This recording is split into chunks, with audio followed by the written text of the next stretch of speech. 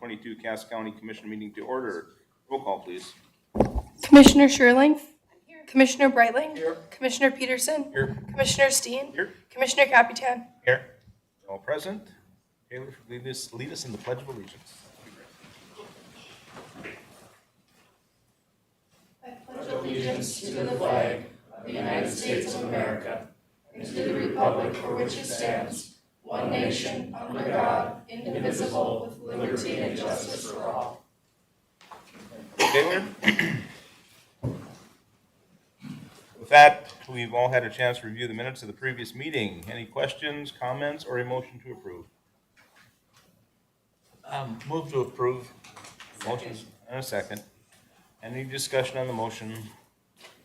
Hearing none, all those in favor signify by saying aye. Aye. Opposed, same sign. Minutes are approved. Order of the agenda. Do we have any changes to the order of the agenda at all? Any comments on the order of the agenda? Hearing none. Motion to approve the order of the agenda? So moved. A second. Second. A second. Any discussion on the motion? Hearing none, all those in favor of the motion signify by saying aye. Aye. Opposed, same sign. Order of the agenda has passed. Approval of the consent agenda. There's quite a few items on the consent agenda. Any discussion, questions, or motion to approve? For motion to approve. Mr. Peterson. We're going to make a motion to approve the consent agenda. Motion, is there a second? Second. A second. Any discussion on the motion? Hearing none, roll call, please. Commissioner Capitan? Yes. Commissioner Steen? Yes. Commissioner Sherling? Yes. Commissioner Breitling? Yes. Commissioner Peterson? Yes. Motion passes. Public comment. Now is the time for public comment. If you are not here to talk about an item on the agenda, would like to talk to something different, please approach the podium at this time. Hearing none. Public comment period is closed. I did not see anybody in virtual either. On to the regular agenda. We are going to start out with the Fargo Tax Incentive app for Great Plains Block 3 Holdings. Mr. Gilmore.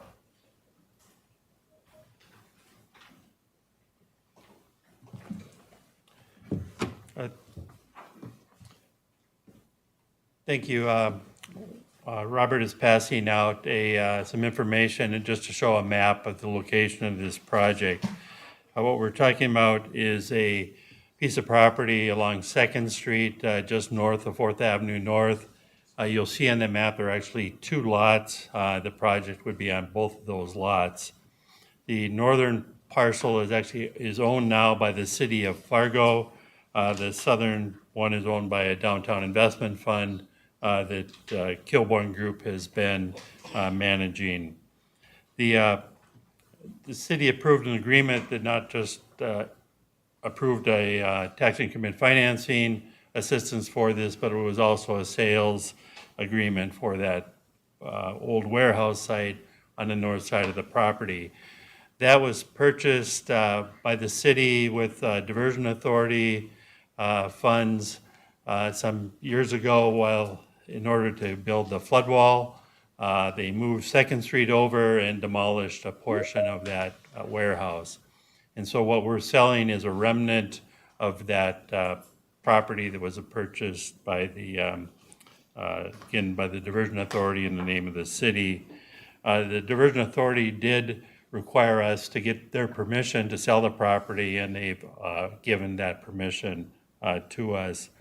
Originally, Kilbourne Group was going to develop that southern building and I think had an option to acquire that warehouse and plan to use that Battery for some 70%. parking. Connected. However, because of the proximity of the river, and you can see on that property line, a portion of the warehouse was across the property line, and really it required the demolition of that building. So since the northern building needs to be demolished as a part of the sales agreement, it had very little value. The purchase price is going to be $162,000, and they'll have to demo the building. The proposed redevelopment is 100 plus units of housing. There'll be also parking for vehicles and bicycles. The main floor, there'll be a requirement that it be, nicer looking materials, brick, precast stone, and so that it'll fit in with the downtown. The developer, as part of the sales agreement, requesting various property tax incentives, including a 5-year Renaissance zone, which would be a 5-year property tax exemption. It's already been approved by the City Commission. That was approved at the last meeting. In addition, the developer requested $1.4 million in tax increment financing. That would take about 9 years, we estimate, to pay the developer for various costs. And these costs would be capped at $1.4 million. That would include $1.05 million for demolition, so the bulk of it is to demolish the building, clean up the site, deal with any contaminated soils. Another $350,000 would be for public improvements, things in the right-of-way such as new sidewalks, utility connections to the site. And so, that's more of a public improvement, less of a property tax incentive for the developer.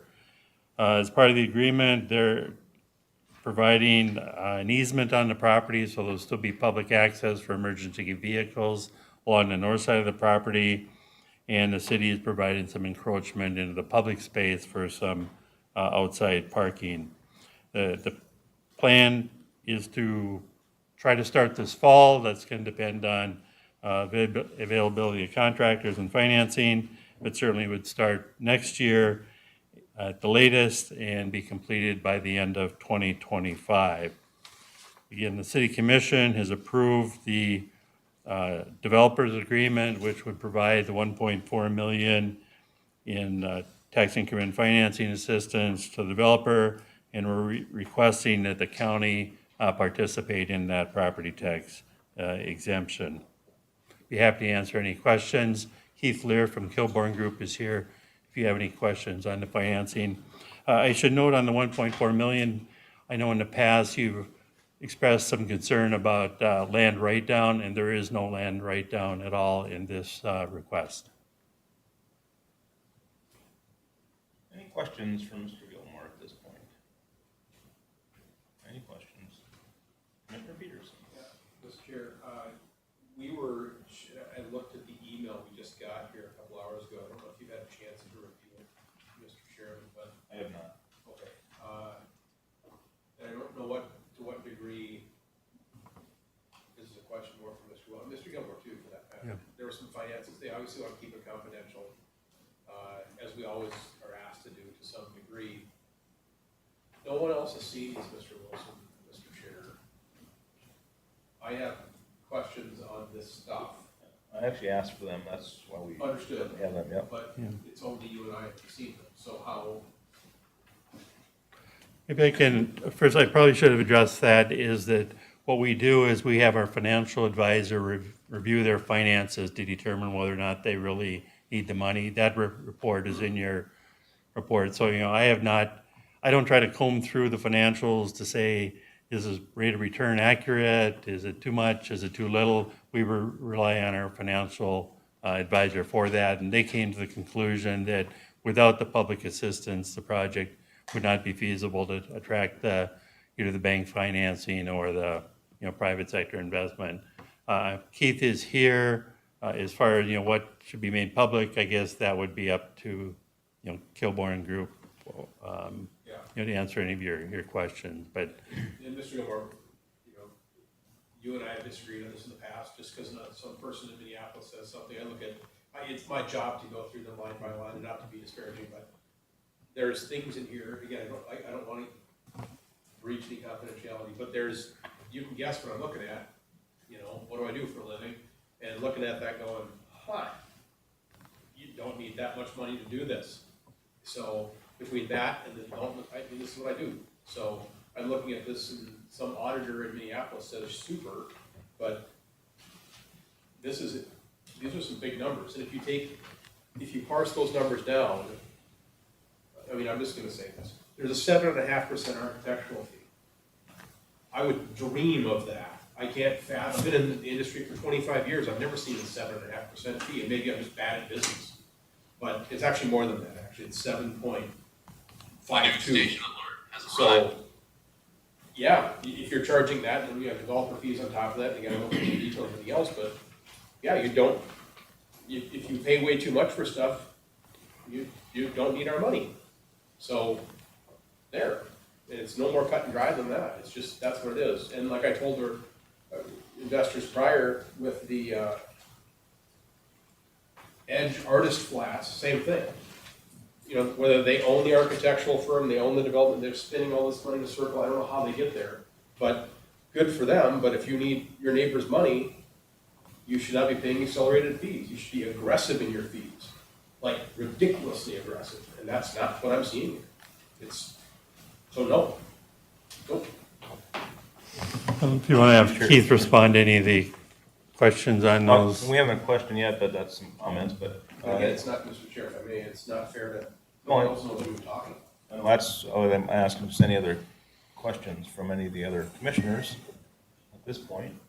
My concern is similar to Commissioner Peterson's. I just haven't had a chance to look at it, the numbers. And so I talked to Mr. Wilson this morning, and I think he contacted you, and we got the information today, or while we were in other meetings. But anyway, as it's a concern of mine, I still have an issue. I think we still have an unanswered question, Mr. Gilmore, with regard to those public improvements. I think they came up at that last presentation.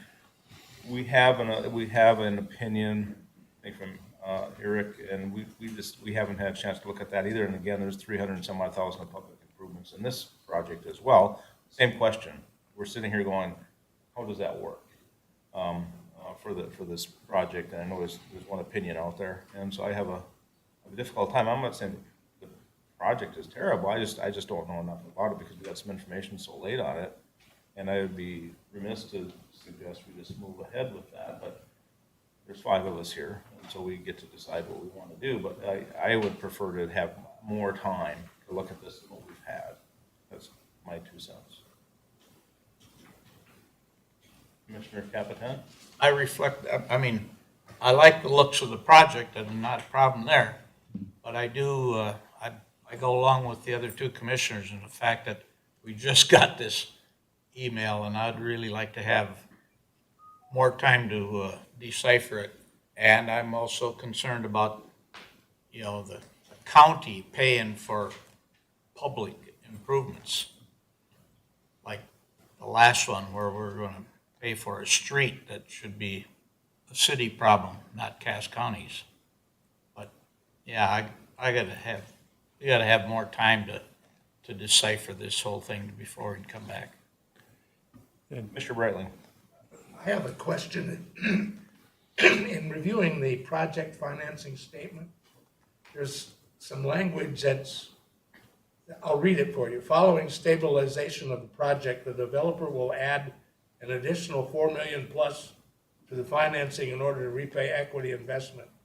The new annual loan payment amount would be $1 million, almost $1.5 million. Can you explain what that means to me? Yeah, I'll have Keith, you want to address that one?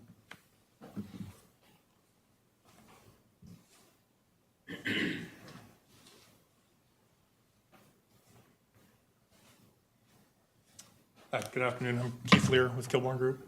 To your question, I don't know if I can give you exact down to the details. We could get you the information, but that happens around the refinancing of the project once we're up and stabilized and about 4 to 5 years in this project. How do you reach stabilization? So when we build the project, we wouldn't expect to be 100% occupancy the day we open up. So we have a graduated occupancy rate as we go through it. So we start the project, we open the doors, we'd expect to be about 20% leased out.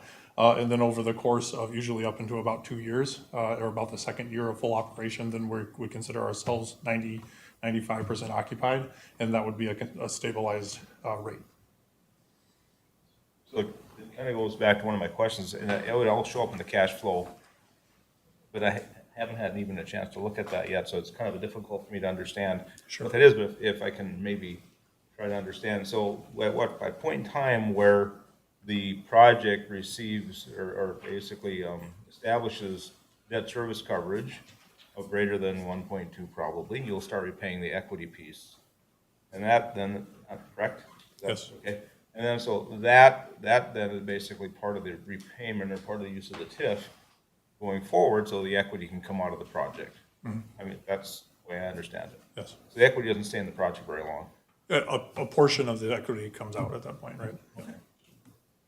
I mean, Keith, I was able to look at that, and that is on, page 5 of the financial report, that initially the investors would have 10 million in equity in the project and be, 19 million in financing. So once, as Keith said, it's stabilized, they would refinance the debt and take out an additional $4 million loan and repay the investors the. They'd have 23 million invested in there.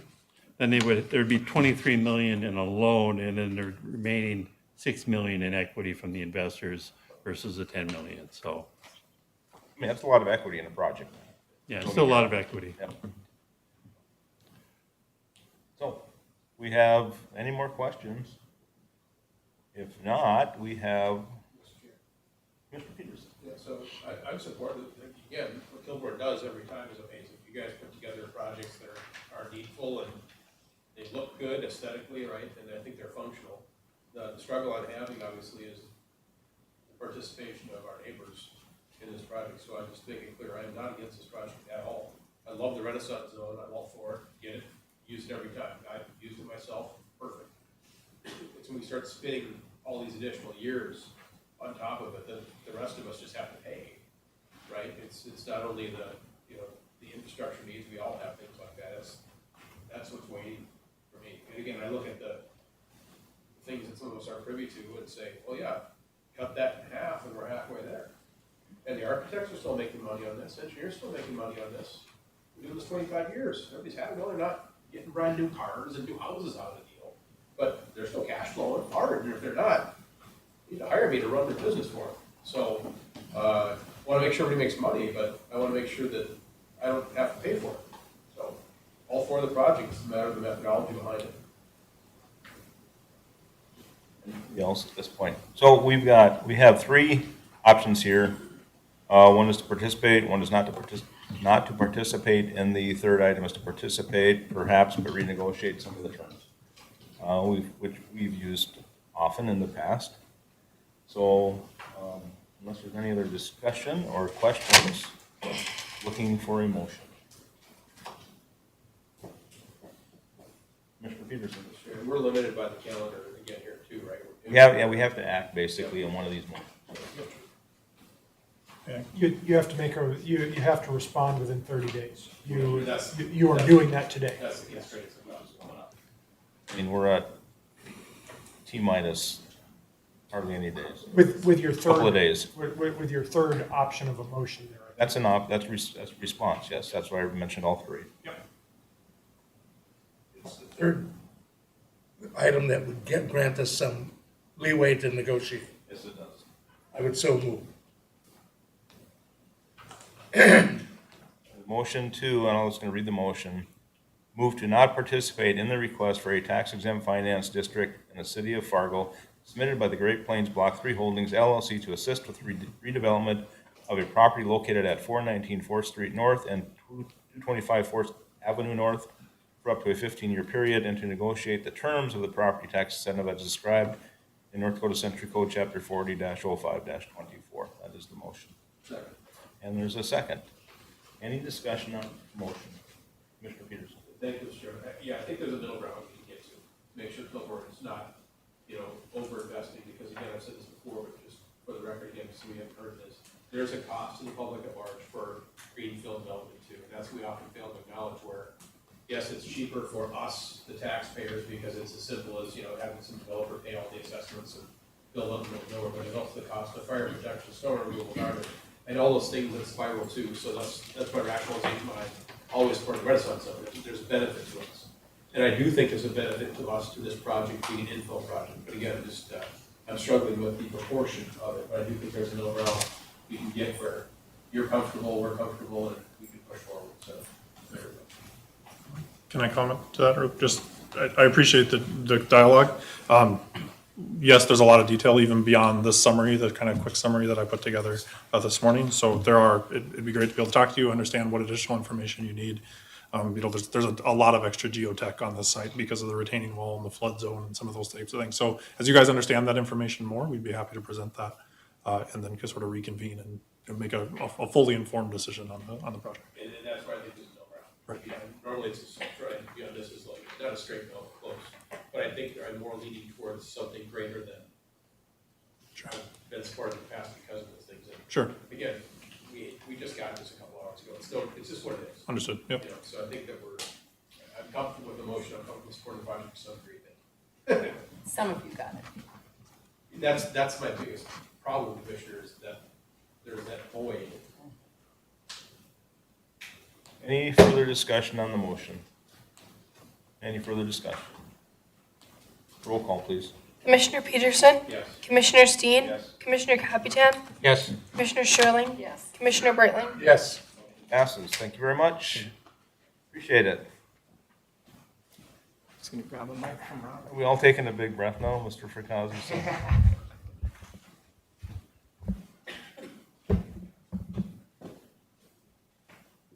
At this point in time, I would like to convene the County Board of Tax Equalization, reconvening actually from the prior meeting.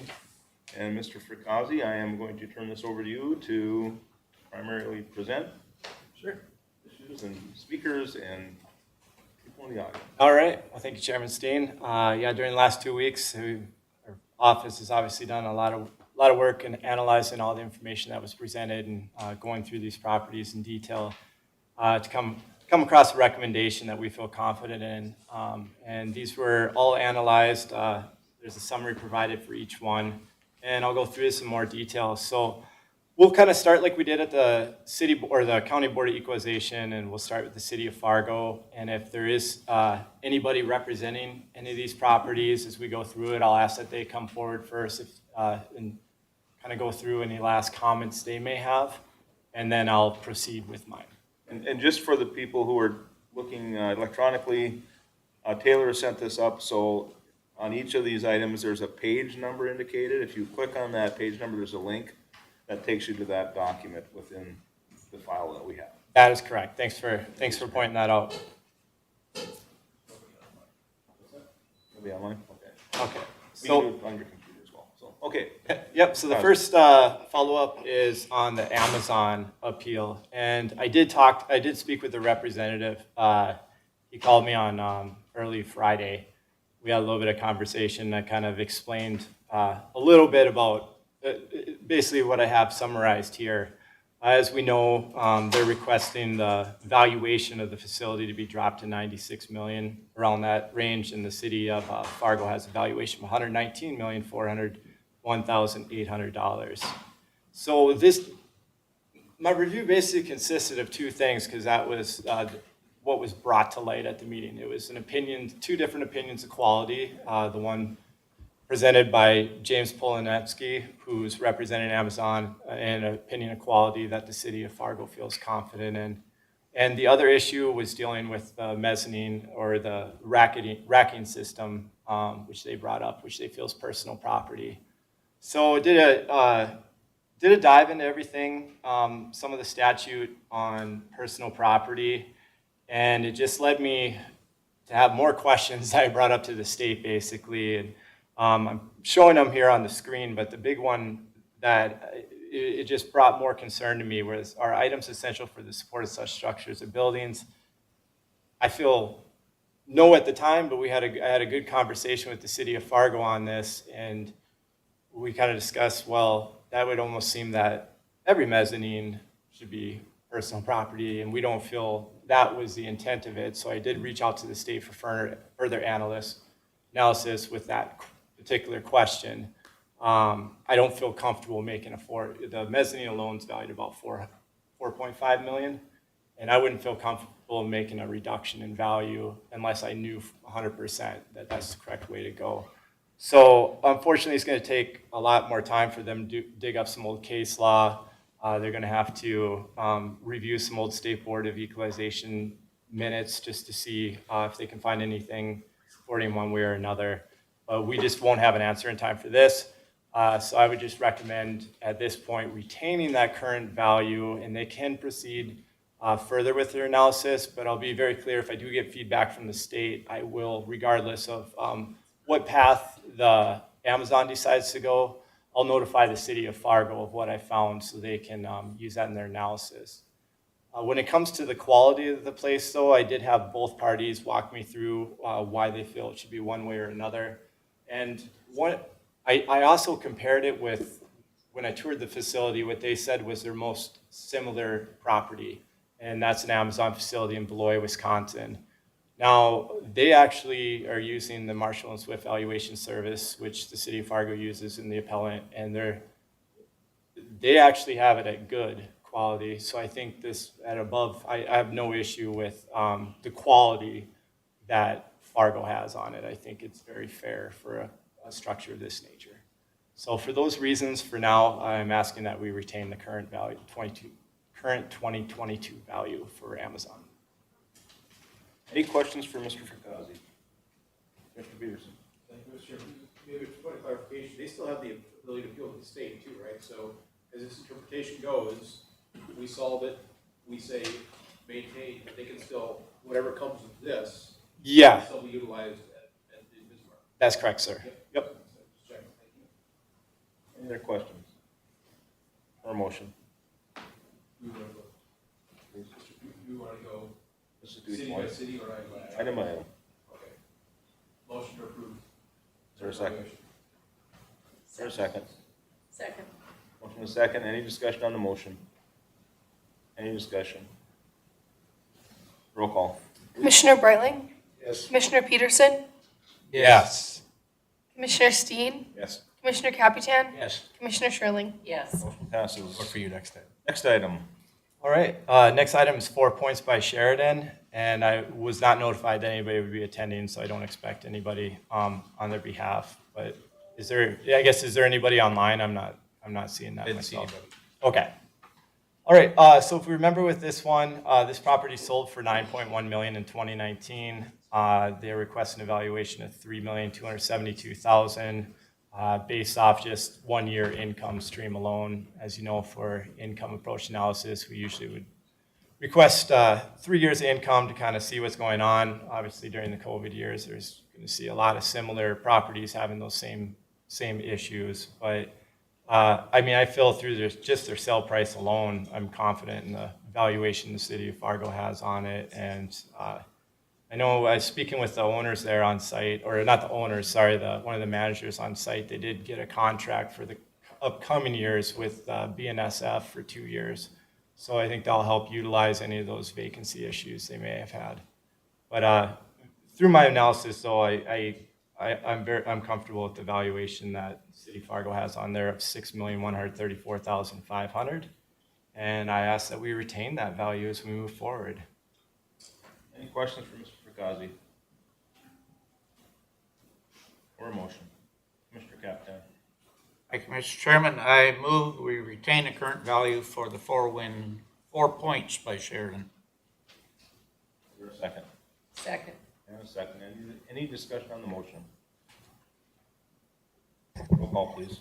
Commissioner Sherling, Yes. Commissioner Brightling, Yes. Commissioner Peterson, Yes. Commissioner Steen, Yes. Commissioner Caputan. Yes. Thank you. Motion passes. Next item on the agenda. All right. This one is for Jeffrey Eisert at 3043 and 3045 18th Street South in Fargo. This is a residential duplex property. If you remember from the last meeting, I had a conversation from him previously, and we were waiting he did kind of mention again he was going to submit some more information, but we just haven't received it. But during our conversation on the phone, he's understanding that a lot of these properties are being bought for income purposes, and it's driving up the value a little bit.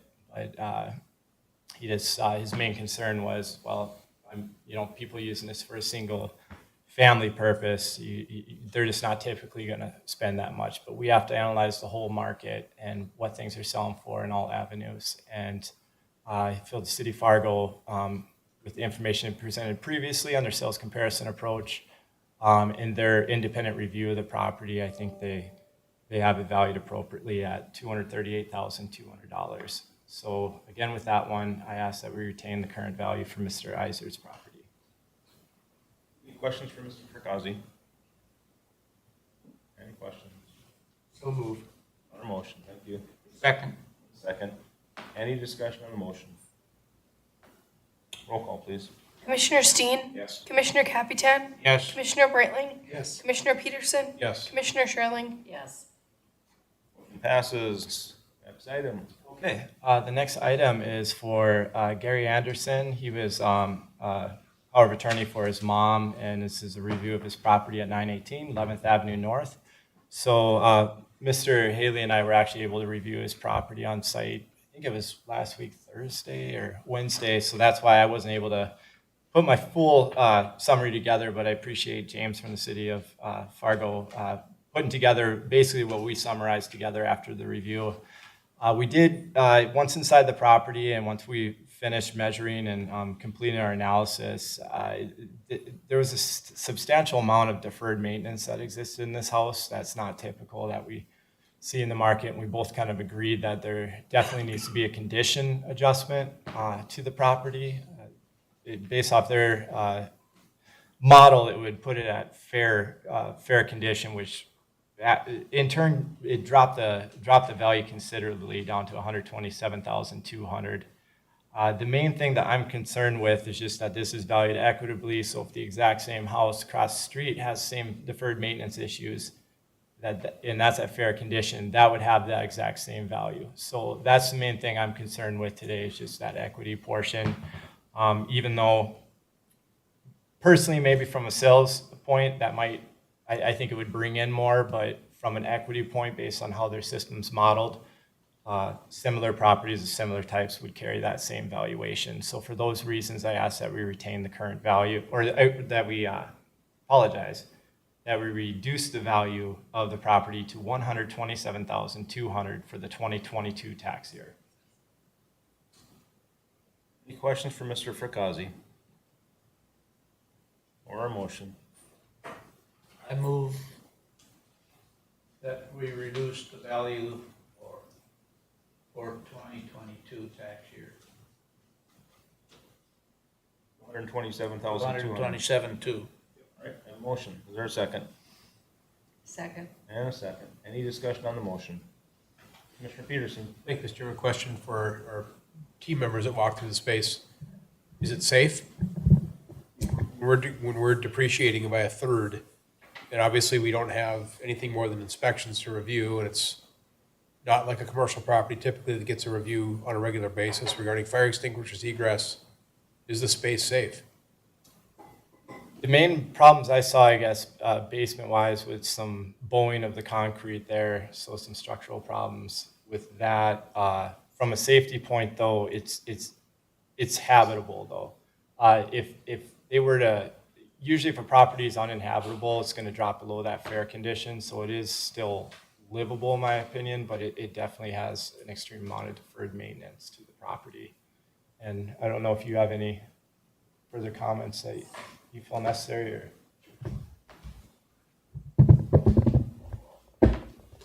Commissioner Peterson, unfortunately, I can't comment on whether or not the building would pass an inspection, a rental inspection from our city.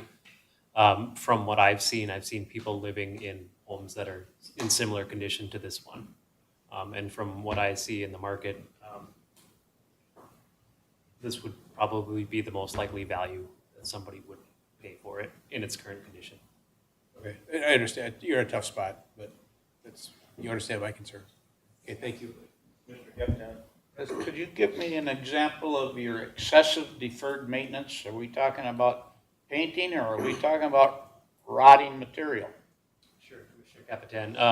What I'm referring to, at least from what I saw, I can't speak for Mr. Fracassi, but the foundation issues with the home, there was heaving and cracking in the foundation. Most of the plaster that was remaining on the main floor of the home needs immediate attention or replacement. I can't verify the wiring in the home. However, the property owner told us that it was all knob and tube throughout. The second floor of the dwelling was better maintained than the first floor. And then also the exterior siding appears to be in need of replacement, along with the roof and soffits. Any other questions? We have a motion. Roll call, please. Commissioner Capitan, Yes. Commissioner Peterson, Yes. Commissioner Steen, Yes. Commissioner Sherling, Yes. Commissioner Brightling. Yes. Very much. I think now we move into City of West Fargo, correct? That is correct, sir. So starting off with the city of West Fargo, we have three properties in Vertas, Tevi, and Schatz that are represented by Vogel Law Firm. And we do have Ms. Norgard, apologies for that, that is present, and as well as an appraiser that did some of the work for the property on the Tevi one. They were both out of town on vacation at the last meeting, so I think it's important that we let them go over a little bit of the information that they have submitted. Norgard, you have the podium. Thank you so much. Tammy Norgard, Vogel Law Firm. And I'm here, there's two related parcels, and I don't know if Paul doesn't mind a change in the order. I'd prefer to start with Tevier before Invertes. They're somewhat related by some common ownership. I just think it makes sense, and you'll kind of understand why. Okay, so in this case, we have a significant difference in valuation. City of West Fargo says this house is worth $6.2 million, which would make it far in excess of the most expensive house in North Dakota. We hired an appraiser to give us an appraisal of the house, and our appraiser says that it's $3.47 million. So it's a remarkable difference, 6.2 to 3.47 between the two. And I will tell you, I hired an appraiser. I could have gone to the cities and tried to go appraiser shopping, and I did not want to do any of that. I picked appraisers that are local, Gerald Bach, Bill Treibwasser. They're separate companies. They did a joint venture for this to make sure, we just wanted really stand-up appraisers. They do appraisals for the city of West Fargo, which was really important to me. I want people that are respectable, that are, respected in the industry. Okay, so they went through the appraisal process. I've provided an appraisal to the city and to the county. And basically, they've surmised that there's a few things that are kind of fatal flaws in the city's analysis. But our conclusion is, one, it's just unreasonable to put this property at $6.2 million as a market value. It's an arbitrary valuation of this property. And really, the process of valuation was inconsistent with a manner of appraising property. It's just inconsistent. And so, and I don't want to belabor this. I know you're pressed for time. I don't want to take too much of your time, but some of these issues are really important for you to understand, because what I'm seeing is, I think what we've seen an emphasis on is, what did it cost to build the house? Okay, so cost is a factor, but the cost of a home doesn't create a market. And what you're here to determine is, what is the market value? And a market, as your attorney can tell you about market value under North Dakota law, is what a willing buyer would pay to a willing seller if the house was out on the open market. So what would that sell for? And I think that you'd be hard pressed. Our appraiser went through and looked at all the homes in West Fargo that have sold over $1 million and in the last couple of years. And you have to have an arm's length transaction. So it's not, you're buying it for a reason, or you're not paying for something in condemnation or something like this. This is just on the market, open to any buyers, and what would somebody pay for it? And so, looking at just total arm's length transactions, there was only 2 in West Fargo, and there's 3 in Fargo, over $1 million in the last couple of years. And so, is there really a market to establish what's the fair market value for this house? How do you establish fair market value of $6.2 million? And that's where I'm saying this is arbitrary. That it's the way that they've calculated this is arbitrary, and it's you can't just say, well, it costs that we've decided it costs $6 million to build, so we're going to go with that value. That just doesn't comport with North Dakota law, which says your taxing authority is based on market value, not what it costs to build a house. And undisputedly, this is a beautiful home. There was a building permit taken out of $4 million for a building permit. And you do these calculators of what is the cost of construction. And our appraiser did a cost of construction analysis, so did the city of West Fargo. And they were dramatically different. I think that we all should understand that you can put as much money as you want into a house. You can build the Taj Mahal. You can build the Berry Mansion out on Pelican Lake. You can build whatever you want. But oftentimes at these high-end homes, you're putting money in knowing that, well, I probably won't get that out because who else is going to want to pay for certain idiosyncratic things that you want to add to your house? And so, it's up to the person buying the house or building the house what they want to put into it. And I think that that's a significant issue here because when you're looking at 3 of the comparables that West Fargo used that they called comparable sales, 3 of them were sales that were from a custom builder to their custom building client. Okay, that is not an arm's length transaction. That isn't a market. That's not a willing buyer, willing seller, homes on the market, who wants to come buy it. That is I am meeting with my custom builder and I'm saying, I want the, gold-footed bathtub or, something super ridiculously expensive. And then at the end of the construction, you write a check, you had a contract, you pay whatever you paid. And the big fundamental flaw here in what the city of West Fargo did, I think, is they used 3 of these sales that were undisputedly high-end sales, but they're not market value. They're absolutely not market value. And these homes were in the range of up to $625 per square foot. And so that's where the city of West Fargo is saying, well, look at this. It's $500 to $625 per square foot for these houses that are our comparables. And we're saying, no, look at the arm's length transactions, the ones that you can establish over $1 million. And they were more in the $280 a square foot versus $625. That's a really wide disparity. And so it's the top thing that I think you have to pay attention to is the fact that a custom-built home where the builder sells it to their client pursuant to the contract is not a market sale, and you can't rely on those. It's just fundamentally flawed. I think that you have to recognize there's not many buyers in this range. As we said, there's only a few that have been sold. Not only are there few buyers, it's tough to finance houses like this. They're on the market for a really long time before they ever sell. For houses that are just over $1 million, they're on the market sometimes for over a year and 2 years. And so, that's where I think it's so unrealistic and arbitrary to say $6.2 million. Yep, we're going to have somebody come in and buy that house for $6.2 million. So I just don't think that number has credibility in terms of when establishing market value.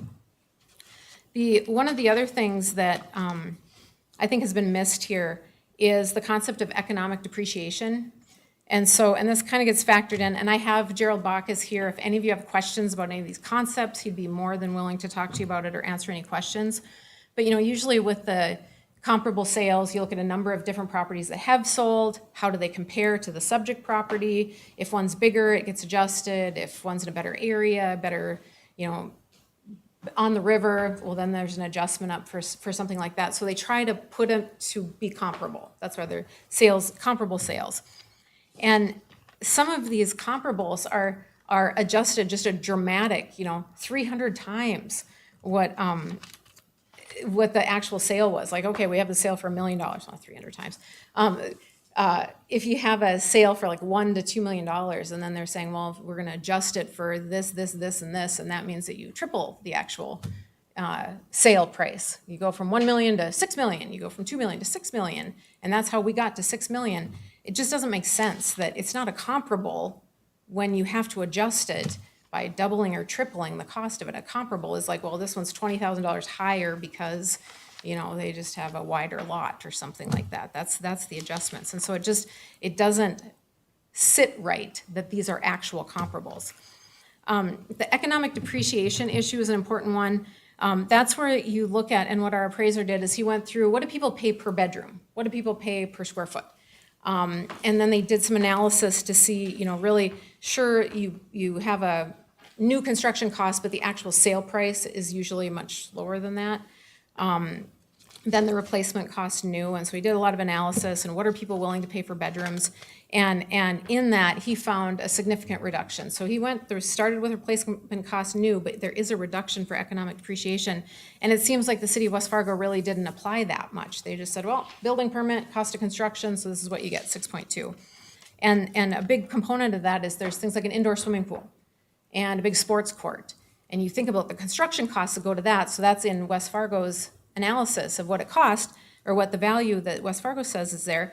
But really, when you're looking at people buying a house in that market, do they want an indoor swimming pool? Do they want to deal with maintenance and upkeep and moisture management and constant treating and, safety issues. Do they even use a swimming pool? So that's where it causes this property to be far less appealing to most buyers unless they really want an indoor swimming pool and a sports court. And so what our appraiser said is when you actually look at the market for these things, they don't add much to the value when you're looking at market value because there aren't that many people that actually want those kind of amenities or would be willing to pay for them.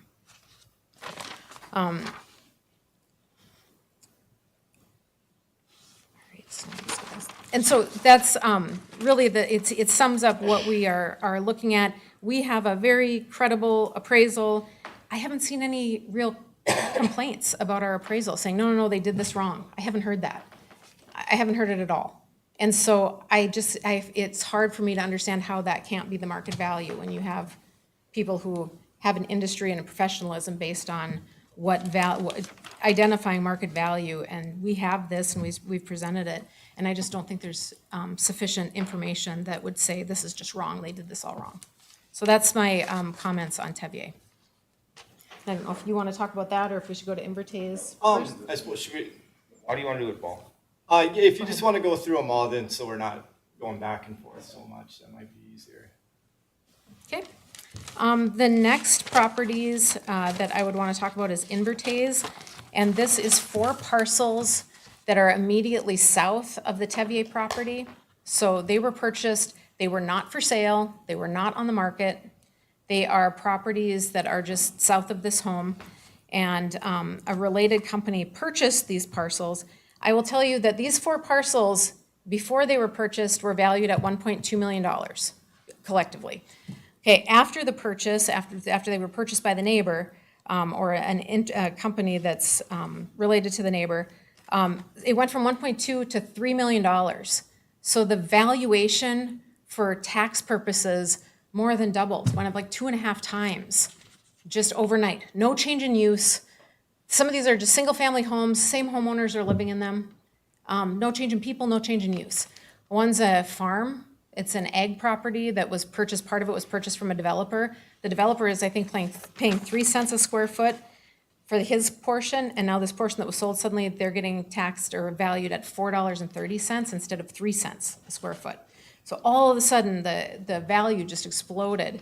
And 2 of these went up by more than $700,000 per parcel in 1 year with no change in use. One of them doubled with no change in use. And I think in this case, there's no doubt this was sought out. It wasn't on the market. It was sought out. So this is not an arm's length transaction by any means. So what the person purchased or what the company purchased these properties for is not market value whatsoever. And I think that what we'd understood, the bottom line is how these values got so crazy and went 2.5 times after a purchase. What we're being told by the city of West Fargo as well, there's a lot of development land that is selling for a lot of money down there. So there's development land, purchased it for a really high value. So all of a sudden we're just revaluing all these, an old single family, not old, but a pre-existing single family home that's been there for many years suddenly is being valued as if it's the same value for the land. And these are like rural residential lots. So these are people that didn't want to be in the little, in West Fargo as West Fargo existed years ago. They have larger lots. And so what's the city of West Fargo doing? They're making it uneconomical for people to even stay as residents of the city of West Fargo because they had a nice little house and a decent acreage. And all of a sudden they're being assessed as if this is, the developers coming in and developing townhomes all across their backyard, which is certainly not the case. And so I think that in this one, I think that West Fargo is just pushing people out. They're creating a new market. And it's just a crazy amount to increase for an exact same use. So that's my comments on Invertase. And these 2 are related. Do you think it would make sense to have them, or do you want me to go on to the next client? It's a whole different matter, but.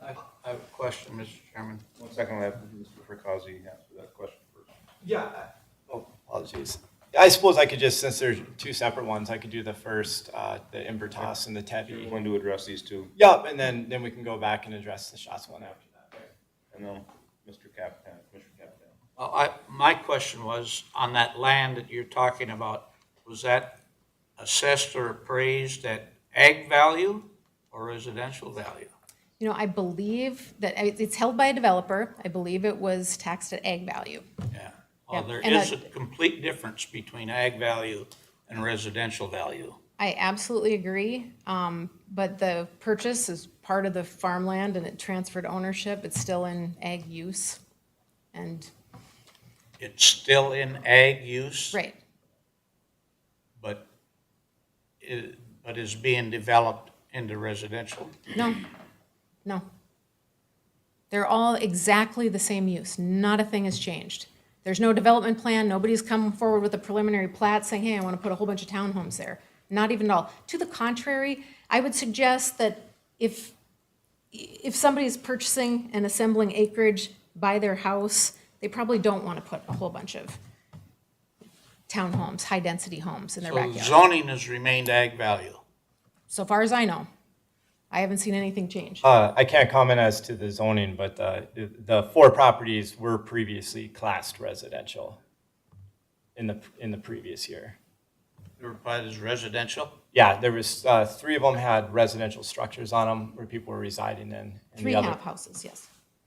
the other was excess acreage next to the house that allowed for the driveway up to the house, as well as some So still acreage classified as behind. residential. Yep, yep. So there was no transfer of classification.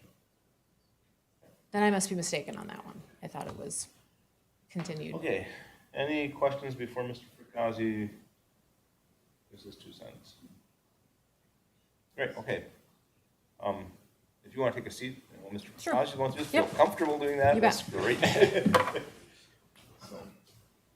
All right, Mr. Fracassi. All right, so Don't go too far. thank you, Chairman and Commissioners. Yeah, I did a very detailed analysis into this, and I think especially with the appraisal, just kind of diving into the works of it, just like we do with any of the review. There was a lot of information to go over with this. One thing that I am confident with, since I do utilize the same. Which one are we talking about first? Oh, we'll start with Tevi. Thank you. Yeah, and then we'll move to Embertas. We use the same CAMA software at the county that we do with the city of West Fargo, so I'm very comfortable with interpreting quality, condition, and how it relates to certain properties. And I got to say, at this time through my review, I don't see how it's overstated, but I'll kind of dive into what we saw with the appraisal first. And I put together a small little presentation for you, and I'll walk you guys through this here. The first thing I'd like to point to is the sales comparison that we reviewed from the appraiser. So you can see a lot of highlighted items here, and hopefully you can see these all right. There was 4 comps that were used. Oh, Can you blow that up at all? fortunately that's blown up as much as I can on my screen. If you blow it up further and then just, we can ignore the right-hand side, Paul, maybe? Hit escape. And just zoom in.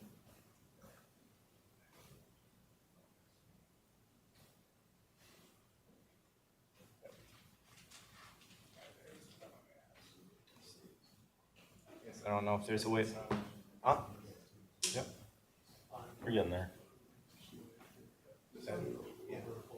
Oh, there we go. All right. Now it's too I big. just lost my millennial status there. Just went Oh, now back. it's too big. Oh, yeah, I'll try to. Somewhere in between.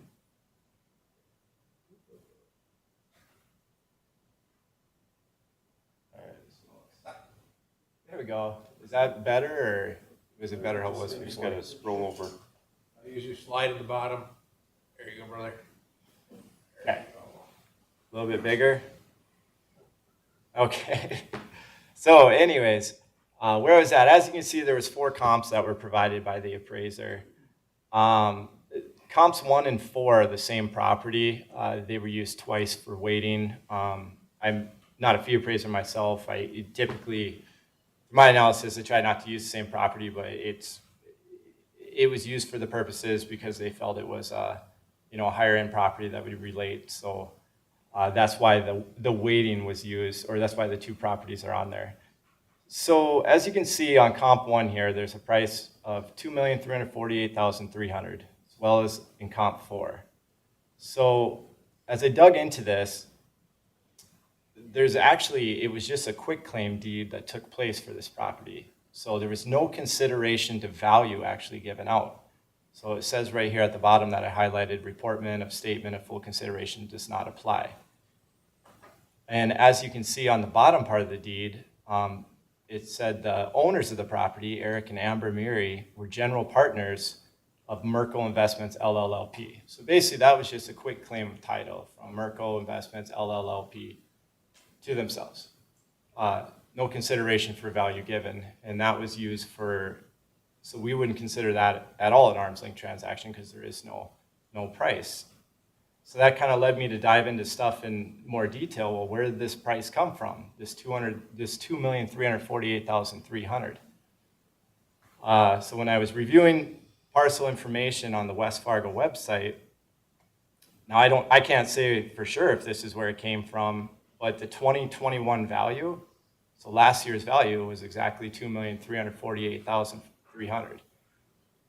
That's when the property was partial complete. So as you can see, valued this year, that property has a value of $4,532,500, so substantially higher. Now, it might have just been an error and oversight that might have been looking through a sale and thought that was the sell price, but that is, I guess I don't know where it came from, the sell price that was used, because there's only a quick claim deed. I think it is important to understand, though, this is one of the properties that I reviewed because it's of similar square footage, similar like characteristics, and this is graded exact same as the Tevi property, and you know there's a considerable valuation of $4.5 million on that. So now we kind of have comp 1 and comp 4, in my personal opinion, aren't usable. And as you can see, the price per square foot of those kind of being at a lower amount, that's going to drop down the overall opinion of value when you're doing the sales comparison. So comp 2 is at 3838 2nd Street East. As you can see there, there's 3,165 square feet gross, what we call TLA, above ground living area. They have GBA, which is gross building area. So the square footage was actually off on this property by over 3,300. In the appraisal, it said that they confirmed the square footage on MLS, and you can see right here, that property has 6,465 square feet on it. Now, this actually kind of would have brought that property down at a lower amount because it has 3,000 more square foot than was used on there. But we have erroneous information now. When you're using that property to compare to the subject, it throws off everything. So we already have 3 sales out of the 4 that I personally feel are compromising the end result. Ms. Norgard did bring up that we should not be using sales from the contracted sale from a builder to buyer. When you do go into cell 3 here, 124 Beaton Drive West, lists here that it's an arm's length sell. But again, pulling up on the city's website, you can see it was from designer homes to the grantees, Ryan and Jennifer West. So we have in their own appraisal a sale that went from a builder to that first owner. So they contracted to build this property. And you can see right here this, we call it a NUT code. It's a non-usable transaction code when we submit sales ratio information. And you can see the city of West Fargo marked it as, it was only partial complete at the time, so they did not use this as an arm's length sale. So basically, I dove into the sales part of it. I just don't see how, in my opinion, we can use any of those properties. And I can't support a valuation adjustment when I'm seeing that many errors in the appraisal. To go along with that, I am not saying the city of West Fargo's valuation is 100% right at $6.2 million. I think they brought up information about having an economic obsolescence and functional obsolescence, and determining the functional obsolescence based off some bedroom counts. I agree that you got to have a true replacement cost new, but to understand that, we need to know what the costs are, because if they truly only spent 4 or 5 million on this to build it, we have a huge problem and we need to get it corrected. Because that means that the city of West Fargo is modeling their system wrong. And that wouldn't even just be for this property, it'd be for multiple high-end properties. There's 3 properties they have valued over the 3 million mark, but we need that information so we can understand on our higher-end properties, these outliers that you don't see many of, if we're applying appropriate obsolescence. And the only way to do that accurately, in my opinion, is to have those true costs to build, especially on a new structure. I could go into a lot more detail about some of the other stuffs, but I just feel at this point, to bring the valuation down to what they're asking for would make this property the 4th highest appraised in West Fargo, and there's properties that are, it just doesn't make sense to me based off the information I've reviewed. So for those, I'd recommend that we retain the current 2022 value for this. Any questions for Mr. Fracassi on this? Any questions for Mr. Fracassi? Is it Commissioner Shirley? Thank you. So I want to make sure I'm understanding this. West Fargo uses replacement costs on a new construction when they appraise it?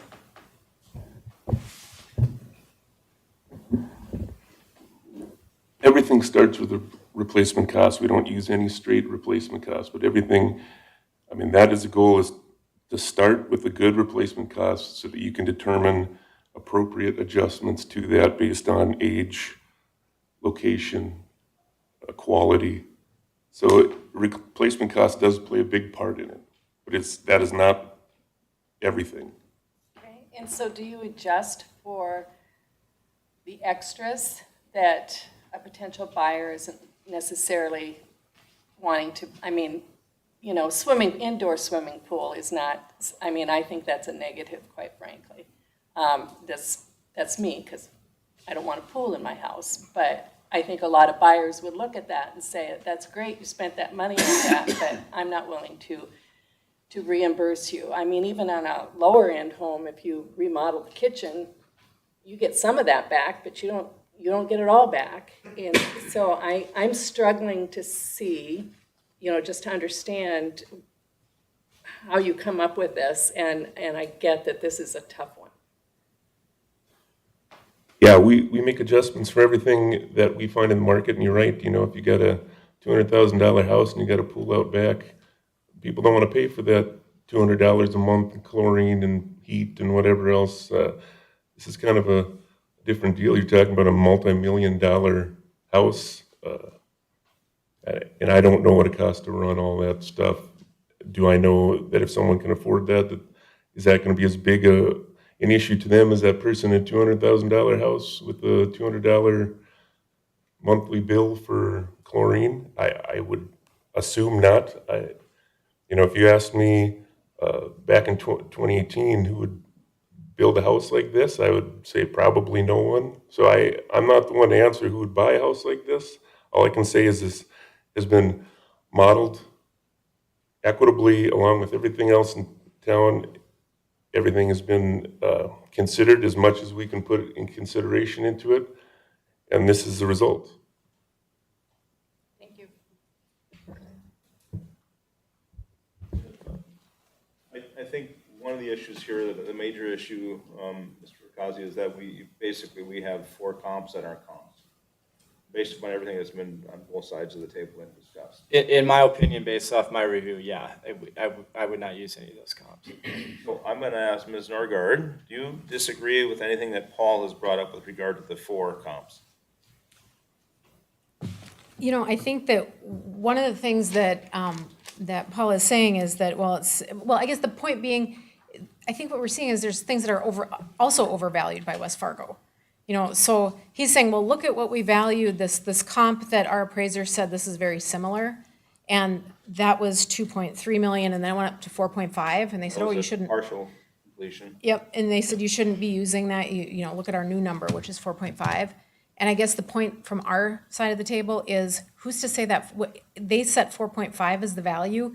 using all these other custom home sales as their metric of market sales, which isn't a market sale. So what that tells me is their 4.5 is wildly overblown too. And you can't use another wildly overblown valuation that the city put on that one to say that justifies Tevye's wildly overblown valuation. And so I think that I would just tell you that looking at that and learning that, is certainly new information. And our appraisal was done, I think, I won't go into that. But the other thing is, I think that there was another one saying that one of the other comparables, well, actually, it's probably, higher than it should be, the way that my appraiser valued it. And well, what does that tell you? Oh, does that mean it's something you should throw out and Tells not me that consider? we've got appraisals that Right. aren't right. And you know why? Because here's the I don't know deal. why. The city of West Fargo is using a mass appraisal computer program, click, click, click, input, output, 6.2 million. That doesn't work when you're looking at parcels that are like the Tevye home. And in my letter, there's like a bell-shaped curve that shows how many sales are where. And when you have so few in that high end, how do you click, click, click, add some information and spit it out and say 6.2 is a number? And frankly, based on what your director of equalization just told you, I think you'd be, if you just say, yep, we're gonna keep the 2022 value, you're just rubber stamping arbitrary, because he even said, yeah, I don't know that West Fargo's numbers really are supportable here. They don't have anything to put before you to say this is solid. Yeah, I don't disagree perhaps with that, but then we don't have anything now to support the 3 million that's being requested, because we know the four comps aren't comparable any longer. They're just not. And so I know somebody has a comment from West Fargo, right? You have a discussion.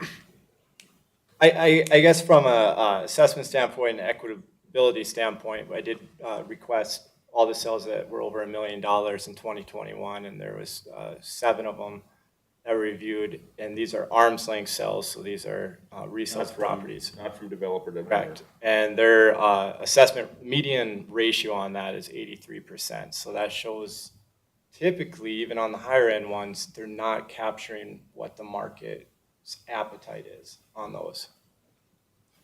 And I will say, I know we got some of that information of the houses that were over $1 million, and we identified that there were quite a few that weren't arm's length. And so I guess I don't know the point on that, but I would ask that my appraiser be asked to respond to some of this, because he's the one that did the research and had the information. One more question, one more thought here though. Just to clarify on those sales that were submitted, those were to display actual costs in the market. They were not, nowhere in there does it say arm's length sales or used as part of this analysis. The state is very meticulous on what we can call an arm's length sale and verifies what we can and cannot use, and obviously those aren't going to fall under that definition. The other 7 over $1 million fell under that definition, have been verified by the state. Those 4 were just to show that this replacement cost new that you're coming up with was, in my opinion, way too low, and that mine was more reasonable. And that's why those were included. Thank you. A couple questions for you. So did your client pay cash for this, or did they get a bank loan? I don't know the answer to that. That's an important question, because they got a bank loan, they had to get an appraisal to make everything work. So if they bought the land and spent $4 million on the house, there's some number less 5, 10, 20% down. That's the actual approved by the bank. So that's important. I would Item guess two. it's not a bank loan. That would be my guess. I don't have knowledge that there was a prior appraisal, but Yeah, I'd be willing to bet they're not writing the $4.5 million. Commissioner Peterson, yeah, we did not find a mortgage for the property. Yes, they did. They when wrote a we check searched. for it. Yep. Oh, okay. And then that next follow is the question I ask everybody. Would your client take a $3.47 million check today for that property and lose whatever millions of dollars? I don't know the answer to that. That's also an important question, Right. because that establishes the Right. value, at least in the But client's it's view. not what my client would accept a reduction or give it away for a different price. The question is, what does the market respond to? Who else? It's not what my client would pay for it. It's what somebody else would pay for it, because it's not my client coming in and buying it. And that's what I'm telling you. in If that somebody else market. showed up and said, I'd write a check for $3.5 million, would they say yes or no? They'd probably say no. Now, would they get an offer for 6.2? I think I'm teetering on this, because I'm understanding some of the logic of what you're saying, or your client's saying, or the appraiser's saying. So, but if somebody came today and said, can we just buy your house for 3.5 million? Well, it's not for sale. They're not a willing seller today. If they're moving out of state and said, you know what, it's too expensive to live here because of specials and taxes and whatever, and we're gonna move somewhere else where people appreciate us and what we bring to the community, maybe they're gonna say that, and maybe they're gonna put it on the market, and then we'll see. Maybe they would take 3.5. It won't. Just telling you. I don't know that. But can I have my, okay. Certainly. So Gerald Bach can come up, just since there are appraisal questions, he's the person that did the research, prepared the appraisal, so I think it would be fair to have him respond to some of the comments as well. Thank you, Mr. Chairman, members of the commission. Introduce yourself and. Yes, I'm Gary Bach, GEB Appraisals, GE Bach Real Estate doing business as GEB Appraisals. I did this project as a joint venture with Bill Treebwasser, who has extensive experience with valuation of high-value homes in the Fargo Moorhead market. Just to rebut a little bit of what the county tax director said, I want to start by saying I was an assessor for about 10 years in Moorhead.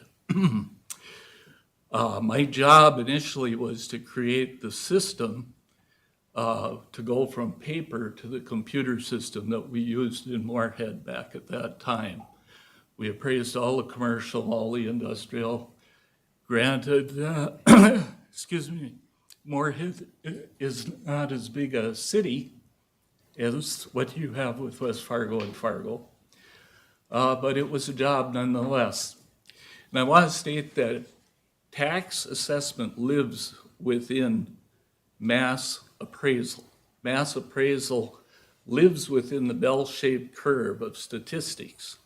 So when you have 100 to 200 homes that sell in a market in a year that are around the median value, it's pretty easy to figure out what values are. When you have one home that sells within a 2-year period in a market, that's an outlier. That means that there is not demand in that market for that market segment for that property. And that's really what we're trying to address here. In terms of the appraisal I did for West Fargo, we focused our efforts strictly on West Fargo.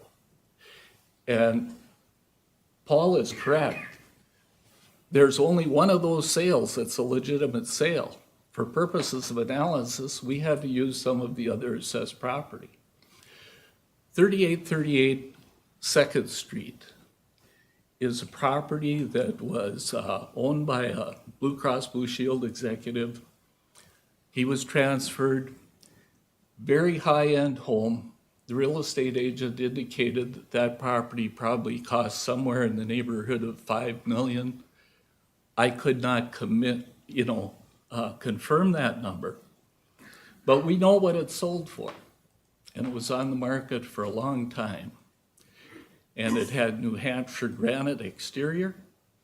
It did not have a pool. It did not have a half basketball court or anything like that. But at that time, that was probably the premier high-value home in West Fargo that sold. So looking at the square footage allocation, and so there's this issue of what's total living area versus what is above grade living area. And that's probably where the 3,300 square foot discrepancy came in. And we basically try to use the tax authority's numbers when we do these. We don't have the opportunity to go out and independently measure our comparable sales square footage. So really what we want to get down to is what was the reaction of the market to that sale in terms of per square foot? Granted that it wasn't anywhere near the size of the subject, but maybe that's an indicator. So in our subsequent analysis that we did where we included City of Fargo properties, I think that came into you later. I think you should take a look at that. There's more and better data of some actual sales there before you make a decision. And the point is, you know, when you can't find the data that you need within your jurisdiction, you have to expand your search, don't you? So we expanded into Fargo. I took it a step further. I didn't include that information for you. But in the state of North Dakota, if you just simply pull up Zillow, you will not find another single-family home that has sold in the state of North Dakota for more than roughly $3 million. And some of these sit on the Missouri River in Bismarck and are nearly as large as the subject property and might be a bit older, but all you have to do is look at the MLS pictures and you can say, hey, the quality is the same. The quality is the same. So, Ms. Norgard touched on the issue of economic depreciation. I want to emphasize that one last point here. Depreciation can be physical, functional, or economic. Those three things comprise depreciation in a property. For simple purposes, it's difficult to phase out what is physical, what's functional, what's economic. But what we do know is that when you have a lack of demand for a specific product, there's depreciation. Take a look at a Cadillac car. You know, somebody orders it, it comes in, he pays $100,000 for it. 2 days later, he dies, goes back to the dealer. Is it going to sell for $100,000? No, it's used. It's been used. And it's not a fair comparison to take, you know, something that's essentially personal property, but the concept of economic depreciation is such that when you have a lack of demand in economics, when you have inelastic supply and demand, you have a reduction in price. And that's really all we're trying to say here is, did he spend $6 million? I don't know. He probably spent 4.5 plus the land. We kind of know that for sure. Will the market capture that? I don't think so, because there's economic depreciation. What will the market capture? And the question for the equitable treatment of this property really is, should the owner be forced to sell the property to prove its value? That, in a sense, I believe, would be called capriciousness. And that is something that I think under tax policy, you probably wouldn't want to go there. You know, should a property owner be forced to sell their property to prove its value? And I don't think you should. But I think you should use every opportunity. You should use the cost approach, sales comparison approach, the income approach if it applies. You should look at the highest and best use of the property as if vacant and available and make your decision based upon those facts. And with that, I entertain any additional questions you might have. Thank you. So when you do your analysis, would you say that rising interest rates would contribute to your economic depreciation? And if so, do you account for that? We did not, because assessment is a look back. So we're looking at the market conditions that existed for the set of sales that were studied for the assessment period. As interest rates go up, it puts pressure on market prices. Those prices will react to that in the future. If demand is stable, if demand falls, then prices are pulled up accordingly. But generally speaking, rising interest rates do put pressure on value. Thank you. Thank you. So, here we sit. We've listened to both parties. Understand the argument for economic depreciation. I think you're suggesting it was about a 60% reduction in replacement cost, something like that. Overall, probably, overall. all three. And then we've heard that comps really aren't appropriate comps. So we're in a quandary a little bit, like, where do we go with this? And there's another appeal level, obviously, if we deny the current appeal. And I, for one's I'm not an appraiser, so I don't know what a middle ground would be, even if we talked about that, which we haven't at this point. So we have a item before us that we need to take some action on. And I'm looking to any one of my other four commissioners. Commissioner Kemp. I have one comment, Mr. Chairman. Up there we saw one house that was at $172 a square foot. 2 years ago, I went around and asked several high-end contractors in Fargo what it costs for affordable housing.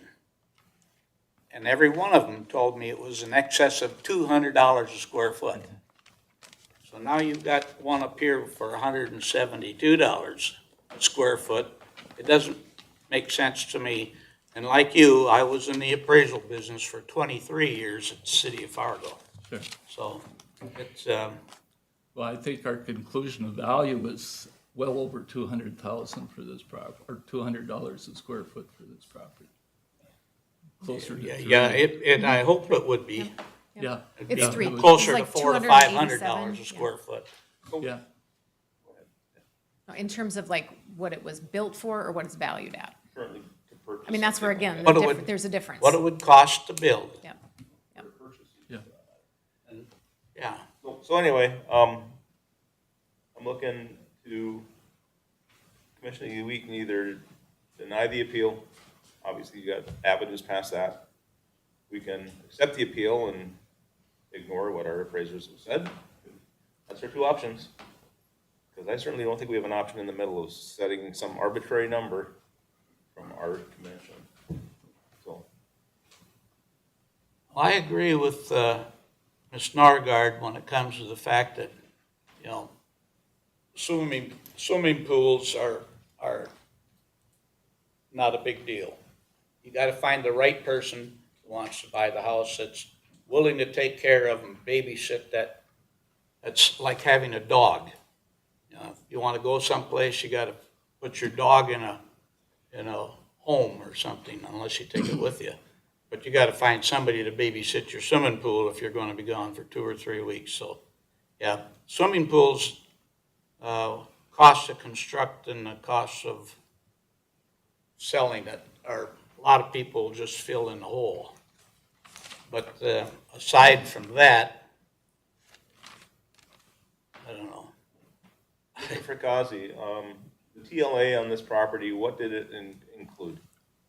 So the TLA on this property was everything on the main and second floor. The only exclusion was the sports court, which is 30. Sports court was excluded, the pool was included. From the TLA, yeah. So the 11,600 and I think 64 square feet included the pool room, the main floor, and the second floor. And then there was an additional 3,550 square feet, which makes up the sports court. So, my own 2 cents is this, I think there's more work to be done here that we can't accomplish tonight. And I don't know what the options are because we're running out of time, correct? Yeah, we'll have to make a recommendation. I have to turn over values to the state at the end of the month here. This month. Yeah. So we're running out of time. But they can still continue their appeal at the state level. Right. And then generally at that appeal level, it becomes more of a conversation between the state and them and the city at that point. Okay. I think it's important that we weigh in one way or another from the county. So, as Commissioner Steen said, I've struggled to say, I think it's worth $5.8732.467 million and 33 cents, because it's blue and not gray. And really with the appraisal, and this is why I'm looking you do right now is, what I was told by my team members is the 4 numbers you gave us aren't necessarily what we need to look for establishing a value. So we had 2 of the same property. That's not ideal. Then we had 2 other properties that were sold directly to a builder, so it's not, you're saying it's not? Exactly, yeah. Not an That was the arm length best we could do with the grid, I guess, is what So it I has to say. can't make an educated decision, so I'm stuck. Because I think there's something to be said about the fact it's probably not worth $6 point whatever million, because, again, how many people are gonna show up and write a check for $6 point whatever million? Probably not that many. And then you're gonna bank on it appraising, which it may or may not. Again, based on what we're being told, it might be a bit of a struggle, but don't know the real answer to that, because again, it's not my business. So given where we are right now, knowing I can't pick a number, and given I don't have anything to validate a number I was gonna pick, I think what I'd recommend we do is, well, we have to act. So my action would be to agree with the number as proposed by the city, and then you guys figure out a better way to argue to the state and say, yep, we've got 15 examples of here's why. And I just pulled up Zillow too. There's some really nice houses out west. And again, you're probably not gonna find many $6 million houses in the Fargo Moorhead Metro. But out here, they're flipping pretty good out west. That's oil money, is what it is, right? Yeah. And then we progress into Minnesota. It's a little bit rough over there too, finding something, but I need something to be able to make a tangible argument, and right now, you've not presented me that. But we actually do, and that's where I wanted you to take a look at the report that we supplemented with. Gerald did a supplemental report and looked at a bunch of houses in Fargo, and he analyzed it and he said it supports his conclusion. And so if you have questions about that, we've detailed those sales in Fargo. And the point being, again, that a house in Fargo should not be taxed dramatically at a different value than a house in West Fargo. And so we said, there's not much in West Fargo to deal with. So let's look at Fargo, and that's what we provided, and he still said it supported his value. So I think you do have a reason, and I think it would be unfortunate if you said, we realize this is arbitrary, but we're not gonna even take $2 million off this value because we just don't feel comfortable varying That would be from. arbitrary. It's arbitrary, and that's what I'm saying. How, you can't make an arbitrary decision and admit that it's arbitrary. It's unfortunate.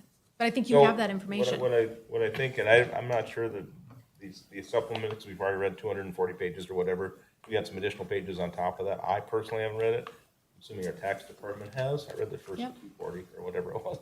But, Paul, I don't know if you've had a chance to review all of that.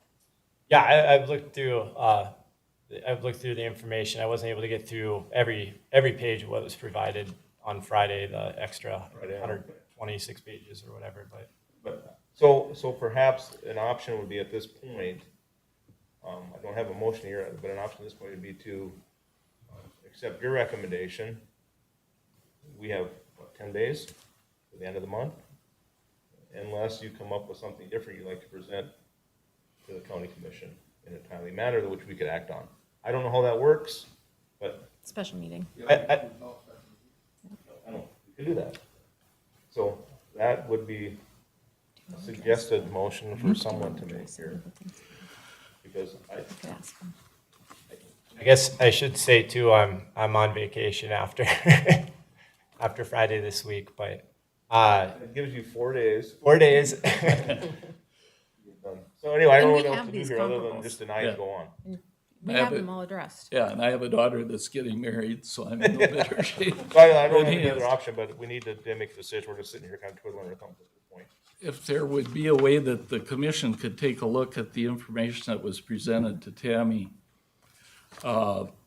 dated June 16th, 2022, where I took a look at the 4 comparable sales in Fargo, I think the commission would find that helpful. And I think it would lead you to probably come to some kind of a conclusion. We could do that, but I would certainly want to route it through our Sure, tax guy first, and then we can take a look at it, but we're not going to do it sitting here at this meeting sure, today. I understand. So, anyway, there's where we're at, you know. Okay, I'm gonna take the adventure. I'm gonna move, because I can make a motion, that we accept the tax assessor's recommendation not to change the valuation at this point in time, but have our tax assessor provide us with any additional input before he leaves on vacation. Sounds good. Second. Any discussion on the motion? I know it's crazy, but nothing said about a motion. You can vote no on this if you have a better idea. Roll call. Commissioner Breitling?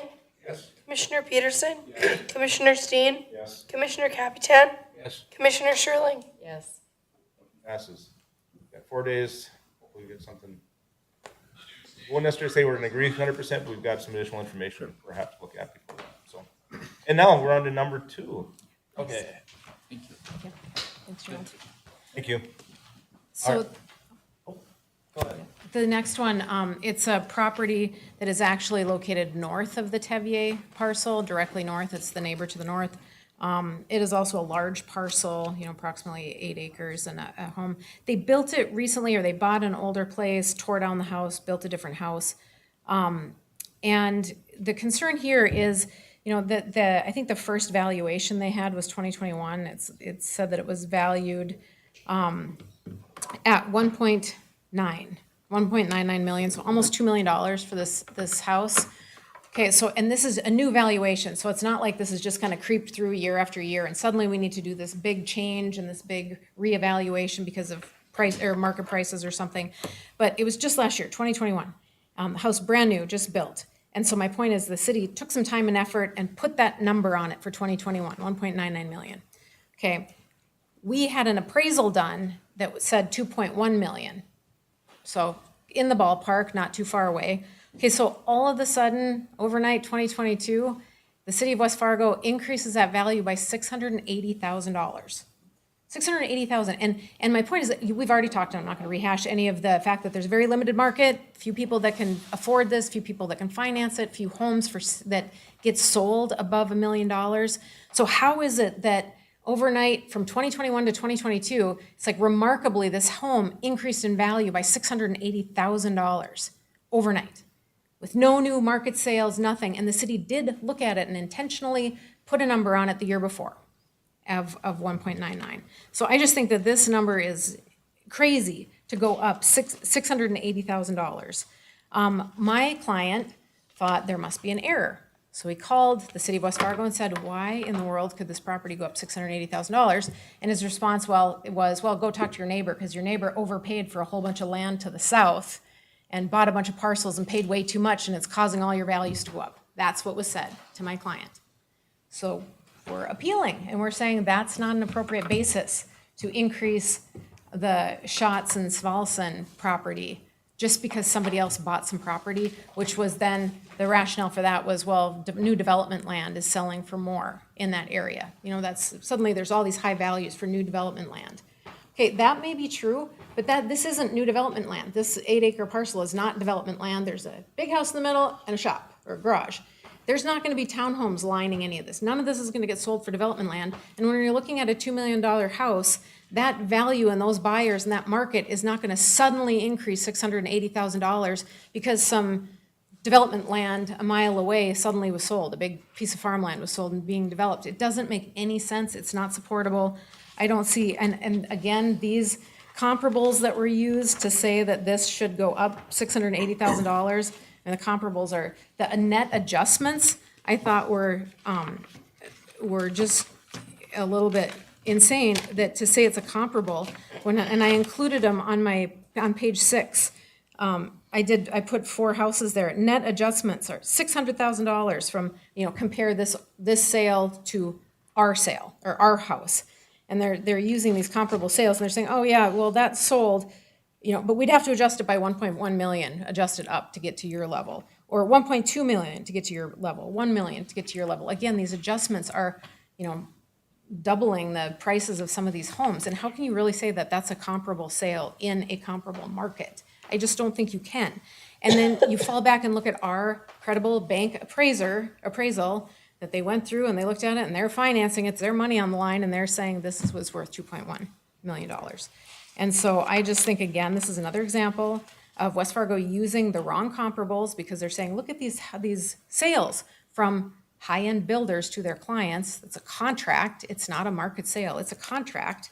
And, this whole mass appraisal process, and they say, oh yeah, but the values are bigger now. We're selling all this land. They're going up. So click, click, click, enter your data, and out spits an increase of 680,000. I can't even imagine how that is supposed to be supported in the market, because it doesn't mean that somebody out there is going to pay $680,000 more. So that's all I've got on that. Happy to answer any questions. What if we hear from Mr. Fracassi or Mr. Haley first? Thank you, Chairman Steen, Commissioners. Review this property. There was a appraisal that was submitted for lending purposes on March 16th, 2021. As Ms. Norgard said, this was purchased for an adjusted sale price that's after special assessments for $1,417,473. Original house was demolished, new one constructed. I think the biggest thing with this is just the appraisal being completed in March doesn't give access to that whole year, which we review. We review what happened from Jan 1 to December 31st of March 2021. In that time after this sold, or after this was completed, I should say, there was 5 properties that resold arm's length transactions over $1 million, 4 of those over $1.4 million. And I really feel that if this would have been completed at a later date and that appraiser had access to these new sales, it would align better with where the valuation's at right now. I did review the sales comparison that the West Fargo submitted to me, and that's where I caught that these 5 sales happened after the date, because in their sales comparison, it used those 5 properties, which are all actually 2 stories as well. I feel very similar in type. Now, the reason why there might be some drastic changes in that sales comparison is just because this is on such a large tract of land compared to the other ones that might be more on a typical 80 by 140, but just a very nice house on there. That alone is going to drive up any sales comparison amounts. So I feel confident though with the information. I reviewed the property record card, didn't see any errors in it. The quality that was placed on it, I feel is appropriate for a house of this caliber, and I feel confident with the valuation the City of West Fargo placed on this property. So I would recommend that we retain the current value for the 2022 taxable year. I just want to address some of these large value swings. For the 2022 tax year, there was a total land analysis done of the entirety of West Fargo. So land values changed across the board. If they didn't need to change, it didn't change, but for the majority, they changed. One of these, and we're probably going to go back to the Invertaz property, 8 acres used to be valued at $30,000. Well, that's just ridiculous. Where did that come from? So when you're talking about a 6,000% increase, that means nothing. What is the value now? How does that relate to how they're selling? That's what we have to look at. If we don't get enough land sales to do them every 5 years in some of these areas, we got to just do them every 5 years. We're not trying to push these values ahead of what we can justify. Like I said, this property in particular, almost 8 acres, they bought it, ripped down the house, so they paid $1.4 million for essentially that outbuilding. What's that worth? Indicates to me that the land made up $1 million of this value. Now, when I'm doing comparables, I can't make comparables. So if the most comparable thing is half the size and half the quality, that's what I'm going to have to adjust up. And if land's already $600,000 more than, what a standard lot would sell for, well, now you got $600,000 just to start with for the comps that I'm going to have to make an adjustment for. Like I said, if I could find something that was exactly the same size that sold, that's obviously what I would go for. But especially when you're dealing with these things on 8 acres, there's not great comps on 8 acres in West Fargo.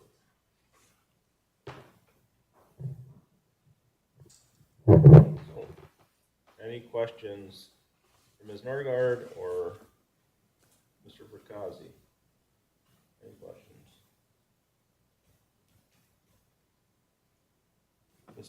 Commissioner On Brightling. the report submitted by the Equalization Department, there is, under requested value is unknown. Can you tell me why that is so? And thank you, Commissioner Brightling. I believe that's for the Invertas property. This one is specifically for the Schatz property. This is the neighboring house north of the Tebby property. So this one, they are requesting $2,100,000.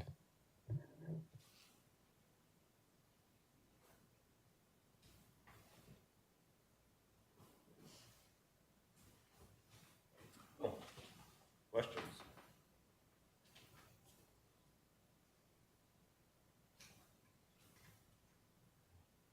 No questions. Is there a motion?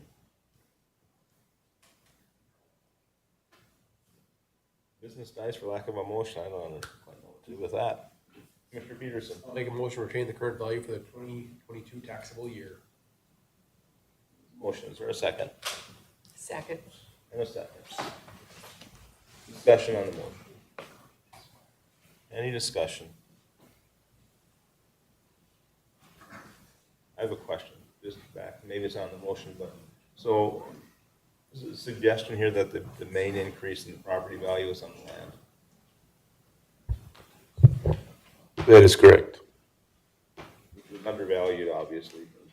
Right, and in the year that we find it, you know, we can't just change one land value on one, in an area like that. So we go and we put the full value of the building, and then next year, when we can do all of them, we do all of them.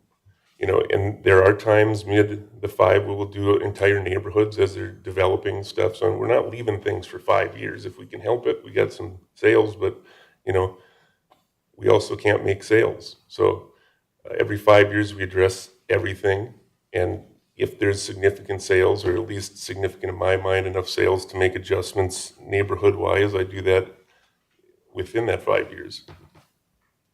Can I make one comment on that? It's unusual, but I'll let you respond. Thank you.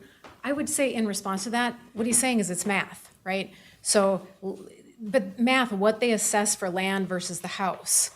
I get it that he's saying our calculus changed and we have to put more in the land column, so we're increasing it by 680,000. And I get it, that's their internal calculation of math.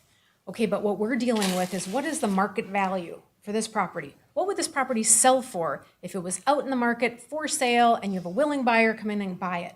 And that willing buyer isn't gonna say, well, wait a minute, I guess let's do the math and suddenly it's worth $600,000 more. It's not. If they bought it last year versus this year, they don't care what's in the land column. They care about what am I willing to pay for this house. And so that is the fundamental flaw and error in how that approaches. And I get it that that's what the assessors do, and they plug their numbers in and they have their formula. They have to do that, or the assessor's office. They have to. But it doesn't make sense in this property. It doesn't justify an increase of 680,000. And last year, I don't have the exact number, but it was 200 and something thousand for 8 acres of land, nearly 8 acres of land that was just purchased for 1.4 with a metal building on it. So, I mean, that indicates that was ripped down, but that indicates that, you know, we are wildly underassessed in land, so we have to do land analysis. We then, at the end, when we add all the land back in, we do an analysis on the totals. So, I mean, that's all part of it. But land is going to go up, especially if you're waiting 5 years, especially in the market we've seen, significantly. All right, any other questions on the motion? Any discussion on the motion? Roll call, please. Commissioner Sherling? Yes. Commissioner Brightling? Yes. Commissioner Peterson? Yes. Commissioner Steen? Yes. Commissioner Capitan? Yes. Thank you very much. Yeah, I suppose we should backtrack too, because we didn't make a particular motion on the Invertas one. Did we want to? Oh, did we want to? asked me, is that for both of them? I said yes. Oh, was it? Okay. Okay. Well, moving on then, I guess that concludes, oh wait, no, we have PetSmart, sorry. We have more. We have more. We are on to another. We have 2 left. Yep. Okay, so PetSmart, PetSmart is requesting a value of $1,732,000. They just submitted a cost approach using Marshall and Swift. They didn't give any opinions of, or provide any sales information or any other information supporting land value, how they arrived at those costs, or what's typical in the market. I think the packet that I reviewed from West Fargo had their own cost analysis, sales comparison analysis, and it detailed that the land is absolutely supported and the building is supported too. And for this, I just feel there's no reason to make an adjustment to this one as well. And I'd ask that we retain the current value for PetSmart. Commissioner Peters. Motion, Mr. Chairman. Yes. Motion to retain the current value. There's a second. Second. Second. Any discussion on the motion? Any discussion? Roll call, please. Commissioner Capitan, Yes. Commissioner Steen, Yes. Commissioner Sherling, Yes. Commissioner Brightling, Yes. Commissioner Peterson. Yes. Last item. All right.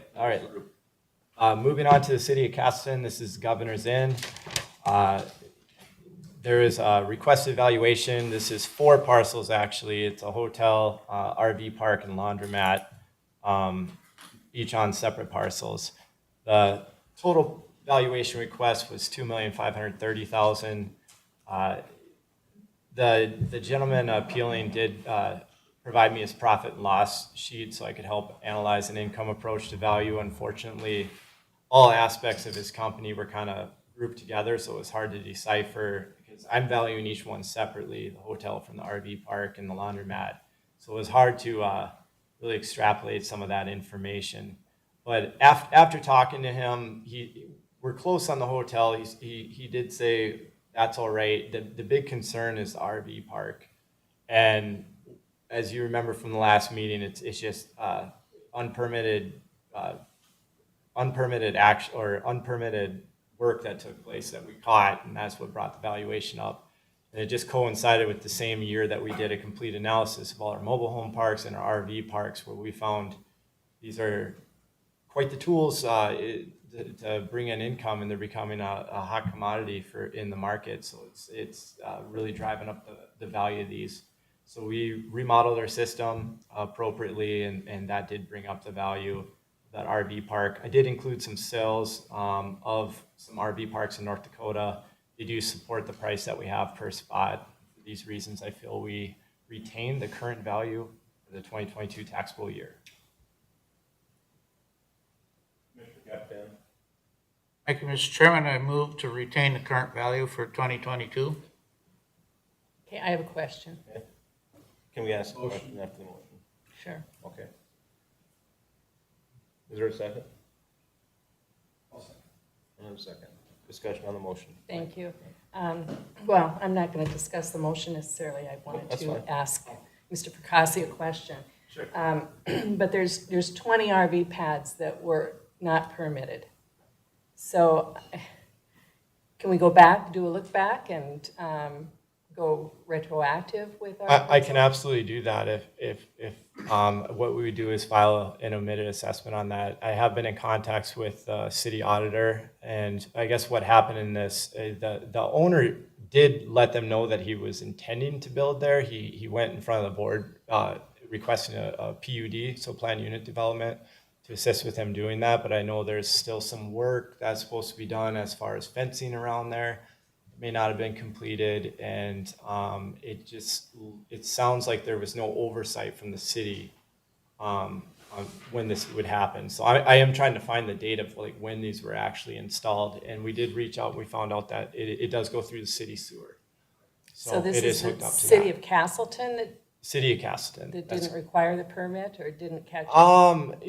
Yeah, I guess I'll have to double check with Sheila there, but it sounds like since it was presented as that PUD, I guess I really don't know why there wasn't a permit. Usually, typically for anything like this, we'd still get a permit of some sort, even if they went. And I mean, I assume then you'd have to make sure that you were in compliance with, water and sewer and. Yep. all of those And- items. And Grace Puppy, our planner, sent me an email, and she included Aaron Johnson from Fargo Public Health. And we just kind of notified him that we did find out it's tied into city sewer and water, and just trying to, he's looking into that in a little bit more detail, just to make sure everything's up to code, I guess, for what they would have to look at. Thanks. Any other discussion on the motion? Any other discussion? Roll call, please. Commissioner Peterson, Yes. Commissioner Steen, Yes. Commissioner Capitan, Yes. Commissioner Sherling, Yes. Commissioner Brightling. Yes. Motion passes. Just a thought, and just I got before I convene or before I adjourn this board of equalization. So if I spent $20 million on a house in Fargo, and nobody here could buy it for something more than $4 million, would that be valued at $4 million? Because that's the market. It's just an honest question. I'm just curious how that would work. Yeah, it's tough to throw out a hypothetical that, you build something to some degree and that it's unpurchasable basically, and that's. What's the value? Commissioner Peterson. To that point, Commissioner Steen, that's the problem with the motion I made, is that they didn't get, I think what you alluded to too, for me to switch what you're saying, I need to have a reason to do so and an accordant value. They presented 4 things that are a comparison, and then plus the thing we get the day before the meeting. Yeah. Here, go through 600 pages. No, I don't have time, but they didn't give us a reason and a number, therefore we're at 6.1. If they had given, if those 4 appraisals were solid, I'd be pretty stern in, a very professional way with going, hey, they've given us 4 examples, what do you want me to do? That's why I asked the bank question. Right, yep. And if they said that's shocking that they wrote a check for 4.x, good for them, Godspeed. But that's usually what I provide as a leverage, and then the counter question is 3.4 million. Well, no, they're not gonna sell that house to you for $3.4 million. Okay, so what's the real number? Somewhere between 6.1 and 3.4, but they've gotta make a compelling argument to give us a number, and That was my point for making my motion, because we had to get off that mark and just move forward. So, Mr. Fracassi, and the 2 of you, you got till Friday to look at the additional information and come back with some type of recommendation. It could be the Sure. same. I'm not saying it has to change. Sure. Take the time to review that for us and tell us your conclusion based upon that. or the ownership group. Well, I know, but we've already denied that, and so now it's up to. And Yes. yeah, just kind of reiterate what Chairman or Commissioner Peterson said. I mean, Nick's a pretty stubborn guy here, but I think if he had good information presented to him that was concrete with the sales, I think we'd absolutely. Yeah, you never would have made the recommendation you did. No. We have 2 houses over 7,000 square feet, so we're not talking a huge market, here. We cap out on our grades, so we're not even realizing, I feel, the true replacement cost new, and that's why I keep on hitting on that replacement cost new. It's like, I don't think we're up there. And if you guys are gonna make an argument that it needs, let's say it's 60% obsolescence, well, 60% of 10 million is a lot different than 60% of 5 million. So, I mean, let's get that replacement cost new. You're saying it's 5 and I'm saying it's 6.5. You have the costs, and I feel that if those costs justified their replacement cost, they would present them. Now, 4.1 million permit, well, let me tell you a little secret. Those permits don't usually always include everything. And I know.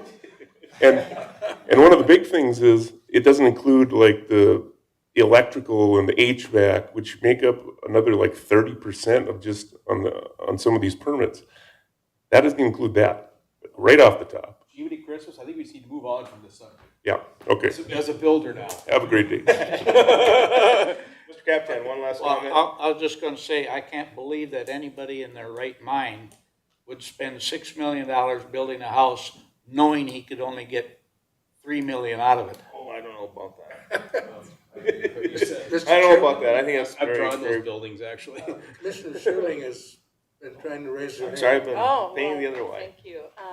No, just to your point, Commissioner Peterson, I don't know that you can really look at an appraisal that was, you know, for new construction.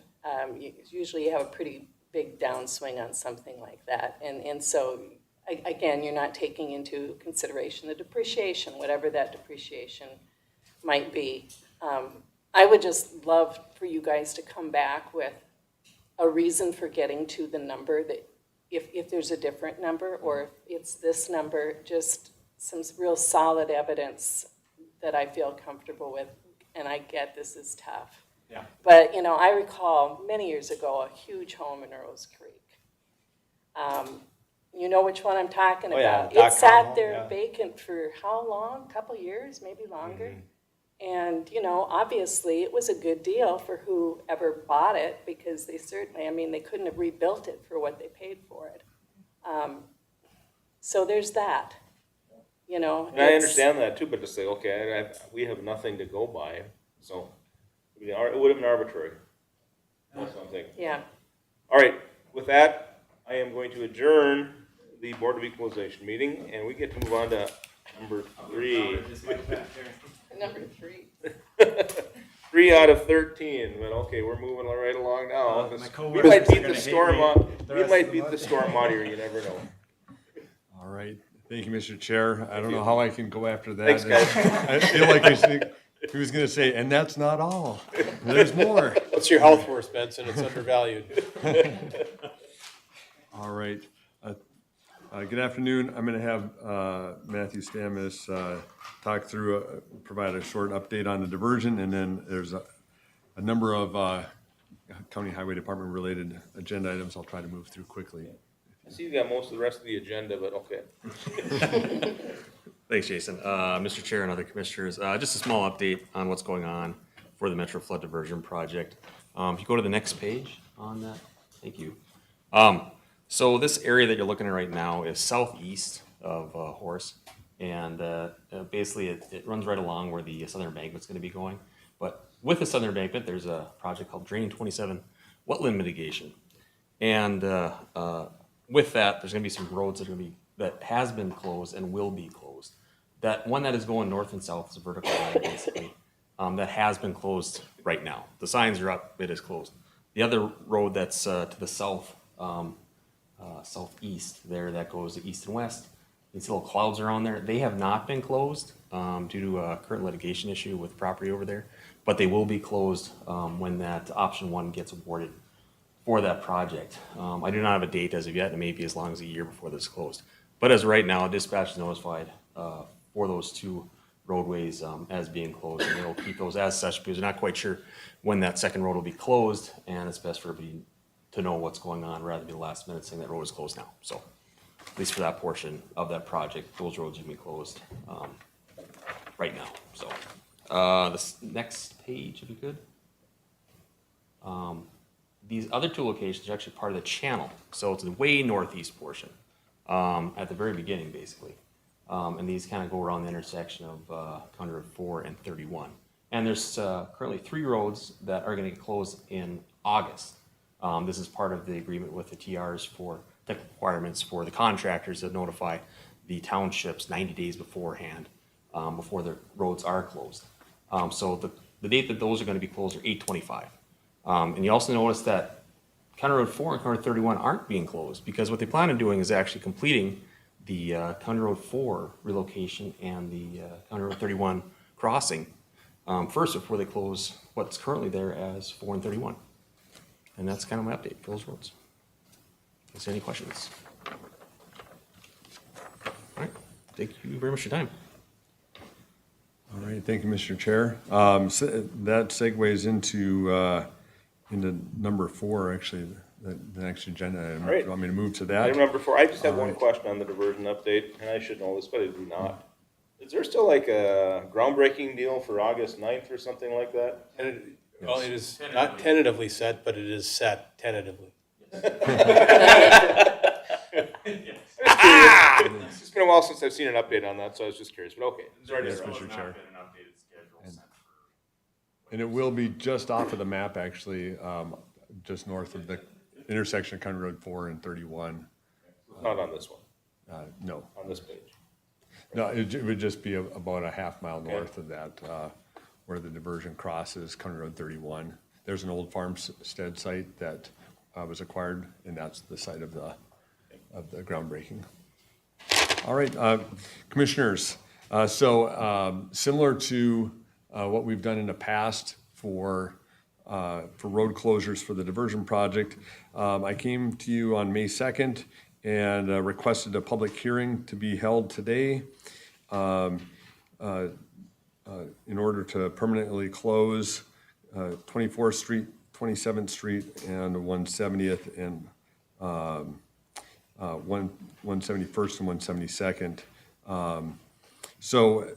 After the May 2nd, when you agreed to set the date for today, we sent out letters to everyone that lived within 1,000 feet in accordance with our policy and MOUs, and they received those 30 days well ahead of today's meeting.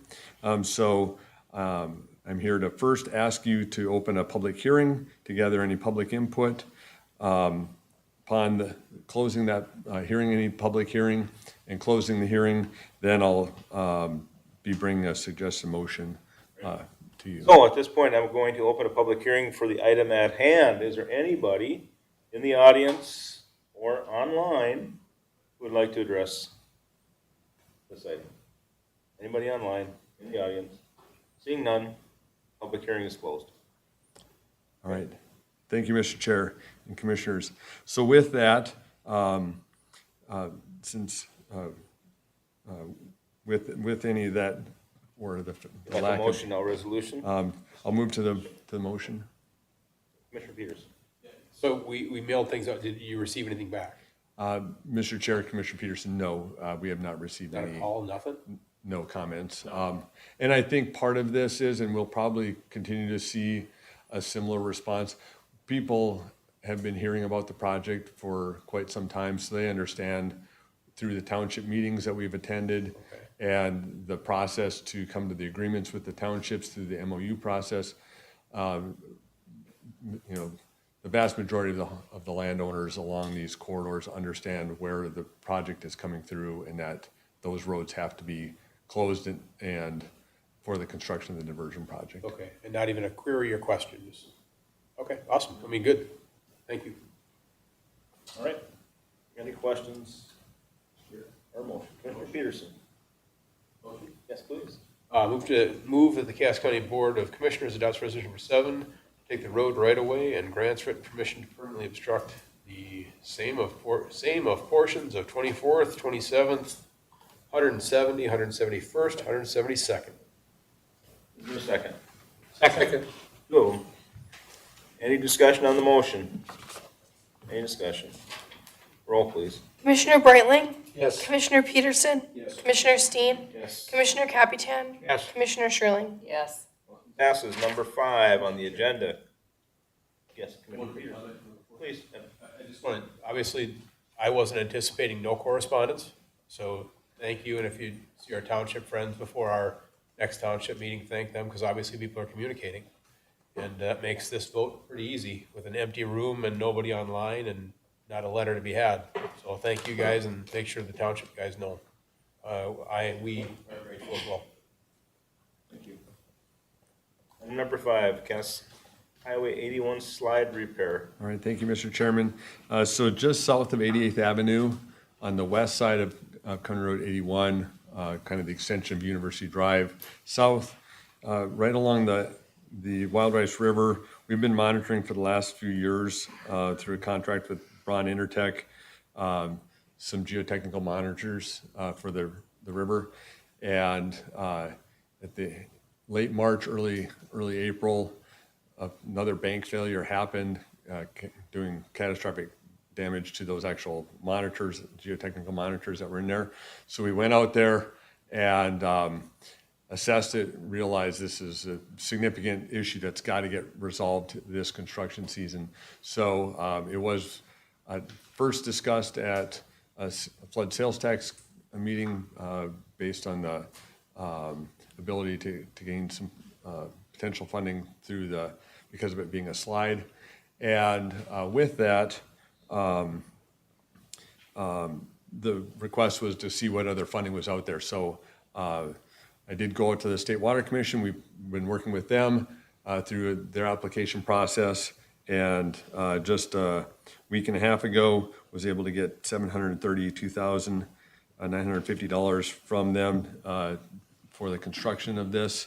With that, I'll be, over the next month here, we look, this is kind of a first phase as we have to finish the design work for this and then bid it out. And then we'll also be working with the city of Fargo because of the two force mains. They have a vested interest, so we'll do some cost sharing with them for any of the local costs. We will also be bringing that back to the sales tax to see what other additional funding might be available. And so with this is for the contract with Houston Engineering for $30,803 to get the final design.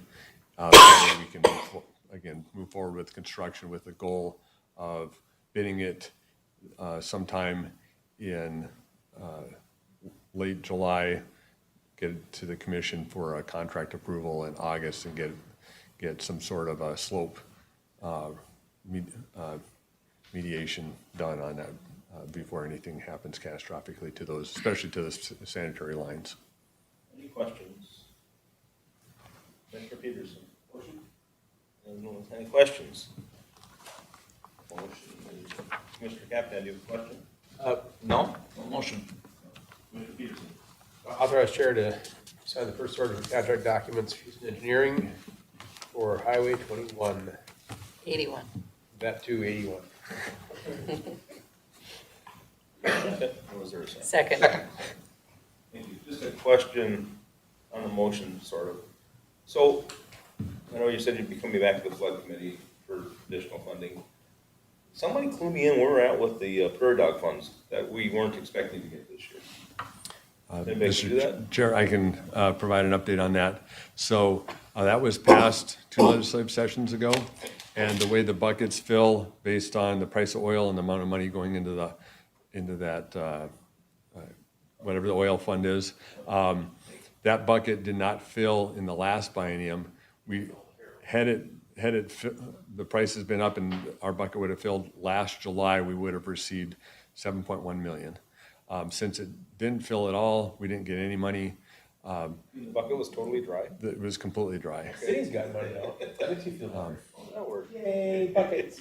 With the price of oil as it is right now, it does appear that the buckets later this fall or winter should fill completely, which then we would get our next biennium allotment of $7.1 million in July 1st of 2023. And then that would be our money to use from July 1st of 2023 through end of June 2025. And we're actually in the pre-budgeting process right now. My staff and I are looking at, using some of that next year and as well as some in 2024's construction season. Okay, thank you. Any questions on the motion? Commissioner Sherlin? I just add that this slide is really impressive. So I think the sooner we can get this taken care of, the better. That's a road that I travel down frequently. It's how you get to Oxbow or Hickson or any rural meetings. And if you were looking down, which I don't look down at my phone, but if you were and you got distracted, you could end up in the wild rice real fast.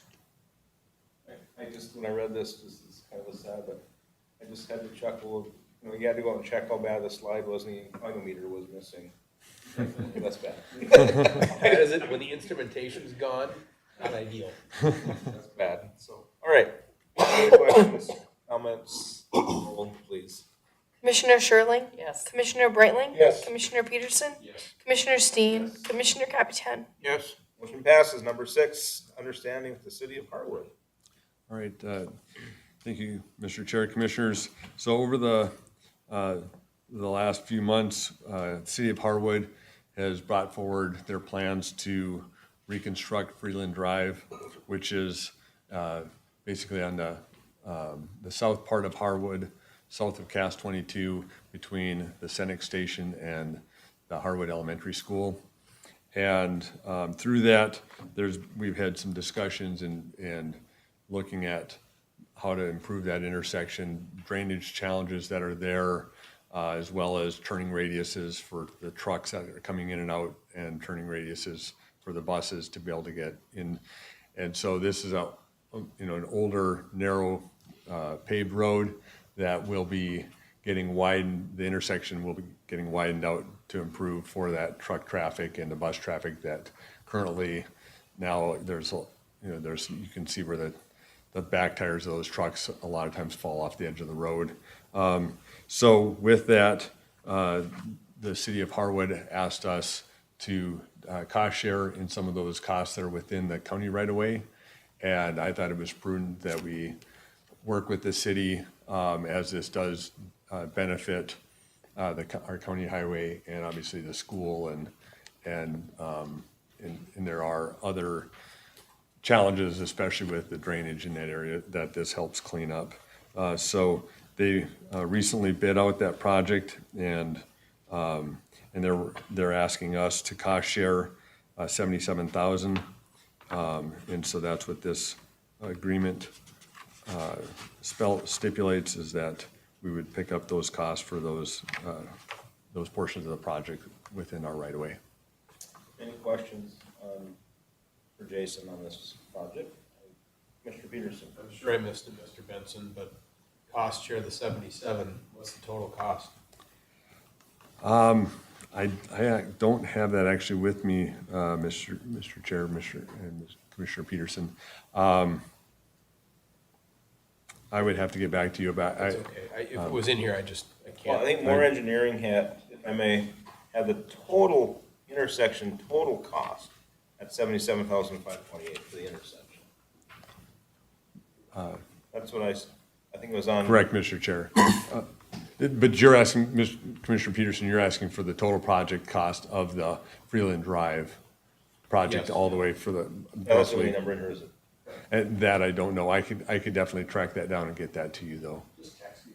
Okay. But it's more curiosity than anything else. Yes, absolutely. Just like when you're super bored. About 20 Any other minutes. questions? Give that window of time, 30 seconds before lunch. Or motion? Mr. Captain? Thank you, Mr. Chairman. I authorize the commission chair to sign a memorandum of agreement for Cass Highway 22 and Freeland Drive with Cass County Government and the city of Harwood, and approve the intersection improvement costs of $77,525.05. Is there a second? Second. Second. Any discussion? Any discussion? Roll. Commissioner Steen? Yes. Commissioner Capitan? Yes. Commissioner Brightling? Yes. Commissioner Peterson? Commissioner Sherling? Yes. Passes on to number 7. Mr. Benson still here. City of Mapleton Shared Use Path. All right, thank you, Mr. Chair. So for the last year or so, we've been working with the city of Mapleton on this shared use path. It's basically a quarter mile or so from the interstate at the intersection of Sunset Drive going north to Carlson Street.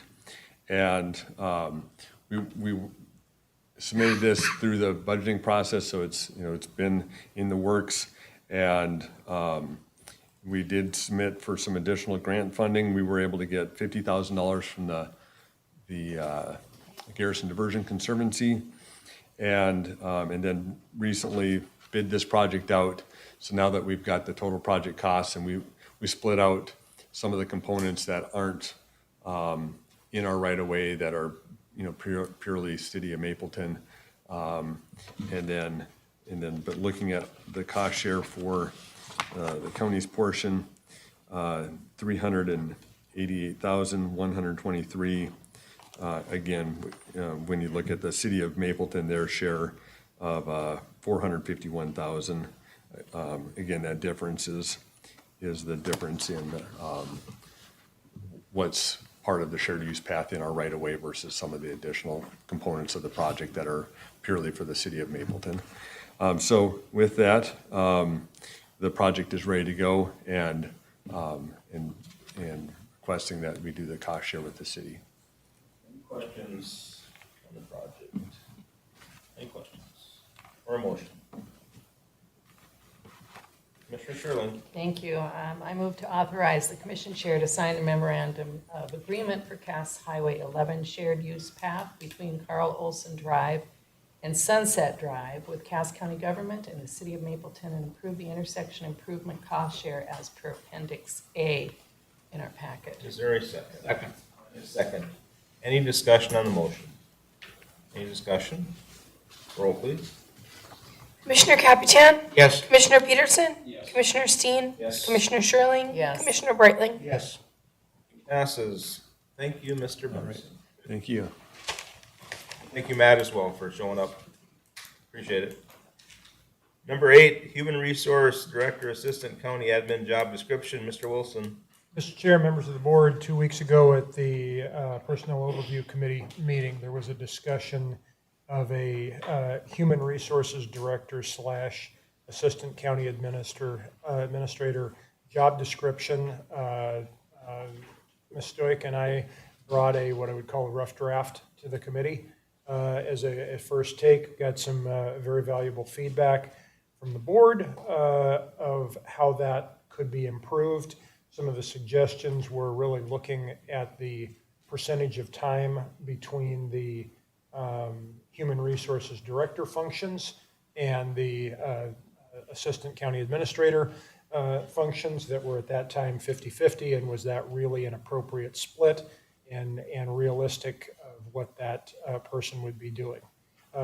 Had some follow-up conversations with Chair Steen regarding those items, have updated the percentages to reflect that discussion. I've had some other conversations with at least one other commissioner also reached out to me to ask if this was the appropriate percentage of time for the split of duties, essentially. I've forwarded, just if you're tracking along with me, forwarded past the memo up to the percentage of time required for particular functions. We're now at 65% of the Human Resources Director position, and then all other duties that would fall within that Assistant County Administrator and that 35%. And I think that reflected the conversation that Chair Steen and I had. I've also gone back, talked to Cindy and asked very directly if you were not retiring as of August 1st and you were moving into this newly created position, what is your best estimate of where you would be spending your percentage of time between these two dual functions? And she said that her best estimate would be somewhere between this 65-35 split and a 70-30 split. That was that was her feedback to me. When pressing through that conversation a little bit more, just said, okay, what and for the board's benefit, please know that as we're developing this job description, in my mind, this is first and foremost absolutely the Director of Human Resources for the county. And that is the absolute primary core function that is the priority. And if we have the ability to build in some additional functions, that is recognizing that the core function is the human resources responsibility there. One of the I'm sure you've all got questions for me. I'll be quiet very quickly here. One other point of where Cindy was saying that she believes this is appropriate and fits within where we are right now has to do very, very much with Human Services Zone. And with all of the conversations and where we have been in the last number of years and where we have recognized opportunities to improve over there, was the one key element there was the creation of a human resources and zone operations administrator working under the zone director over there. And in Cindy's words to me, that person operating effectively is taking a good portion of the zone HR issues that previously were landing in Cindy's lap, requiring her attention. So that's a little bit of background of the updates that are reflected here versus what you saw 2 weeks ago, and an updated conversation with our current HR director. Would open it up for questions. Any questions for Mr. Wilson? Any questions? Commissioner Peterson. Thank you. So, Mr. Wilson, am I to presume that Cindy is sitting around her office staring at the wall 35% of the time? Not at all. So, as I said prior, I believe in you. I'm fine with this as it's written, but I'm still struggling with that time allocation. I just think that person, I don't think 65% time is going to work. And again, I don't do it for a living, but I don't want to set this person up to fail either. I mean, what we talked about doing, if you need help, advocate for needing help. I guess I'm struggling thinking we can find this hybrid person where they're going to be able to accomplish the mission. But again, it's not what I do for a living, but yeah. I've had the same questions, Commissioner Peterson and Robert and I have talked about that a little bit, and, what's changed, and, we're on a new HR system, huge amount of conversion time went into that with HR, from our HR people. Brielle stepping up to the plate, she's really doing it. Remember what Cindy used to do was a lot of input, a lot of data entry, a lot of, that type of thing, which Brielle really takes care of mostly now, and then Jody's also being brought along in the HR department as well to take up some of that slack. So, I would never ask Cindy if she's sitting around looking at the walls. I think her responsibilities have changed over time, and it's not like it used to be. It's not the data entry, it's not the continuous discussion with our zone board, not our zone board, our human services group, which we all know took up a little bit of time from everybody. I mean, so that type of thing. So maybe Cindy's choosing the appropriate time to retire. For all said and done. But a good question, but I had to ask the same thing. But things have changed. It's not like it was 2 years ago. It's not like it was a year ago. And my question is no more than, I just don't want to set this person up to be overwhelmed and fail.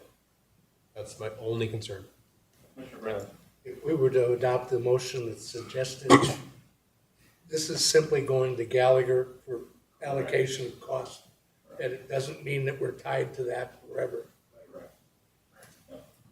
Basically, it's some idea where this falls within the system. Sure. This position's changed from what it was. Yeah. Motion? Sure. To suggest to submit the Human Resource Director, Assistant Director, County Administrative position to Gallagher for review and grading within the county payment. Second. Motion is second. Discussion on the motion. Again, let's clarify, this is basically taking this PAQ, the numbers are PAQ, and sending it up to Gallagher, see what comes straight in at, correct? Correct. And we'll have an opportunity to take a look at what we do with it after that. All right, any other discussion on the motion? Just an awareness, and I know you all saw it in the memo, and you saw an email from me about a week ago that originally when we were having this conversation, we had a position that needed to be filled by October. We are looking at a position that and there may be some overlap or some open time frame, but Cindy has provided her. August 1? Is that yes, yes, it is. All right. So. Thank you. Any other discussion? Roll, please. Commissioner Breitling? Yes. Commissioner Peterson? Yes. Commissioner Steen? Yes. Commissioner Capitan? Yes. Commissioner Schirling? Yes. Very much. Motion passes. Appointments to standing committees. Commissioners will discuss this term. I don't even know for sure what that is. It's for the You said that. NDA Oh, that's it. Okay, I Yeah. did review this. So we're looking for suggestions to Chair Peterson of the Nathan and NDAC or whatever it is for appointments to the committees. In the past, I think we've had someone on the audit committee That was me. Someone on the nominating committee, which That's been me the last few years. Ben, okay, Mary. And then resolutions committee, which I think last year was. Resolutions with me. So, any interested parties, we can submit our names or nominate somebody to these as our suggestion for appointment to these committees. I'll start off. I would be, my last year here, this is an audit. This is a committee that really pertains to the prior year. I've been here. I'm more than happy to do that unless somebody else would like to do that. But And I'm happy to be on the nominating committee again. Go back on resolutions. I so move with the three positions. Second. all right, any discussion? No. My only comment has been our team that's been in place on these committees has been very effective. Thank you. All right, a motion to second. Roll, please. All in favor, signify by saying aye. Aye. Opposed, same sign. All right, thank you.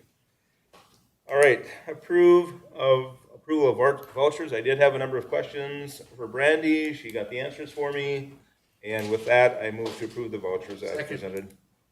Second. And any discussion? Roll call, please. Commissioner Sherling? Yes. Commissioner Brightling? Yes. Commissioner Peterson? Yes. Commissioner Steen? Yes. Commissioner Capitan? Yes. Passes. Committee reports.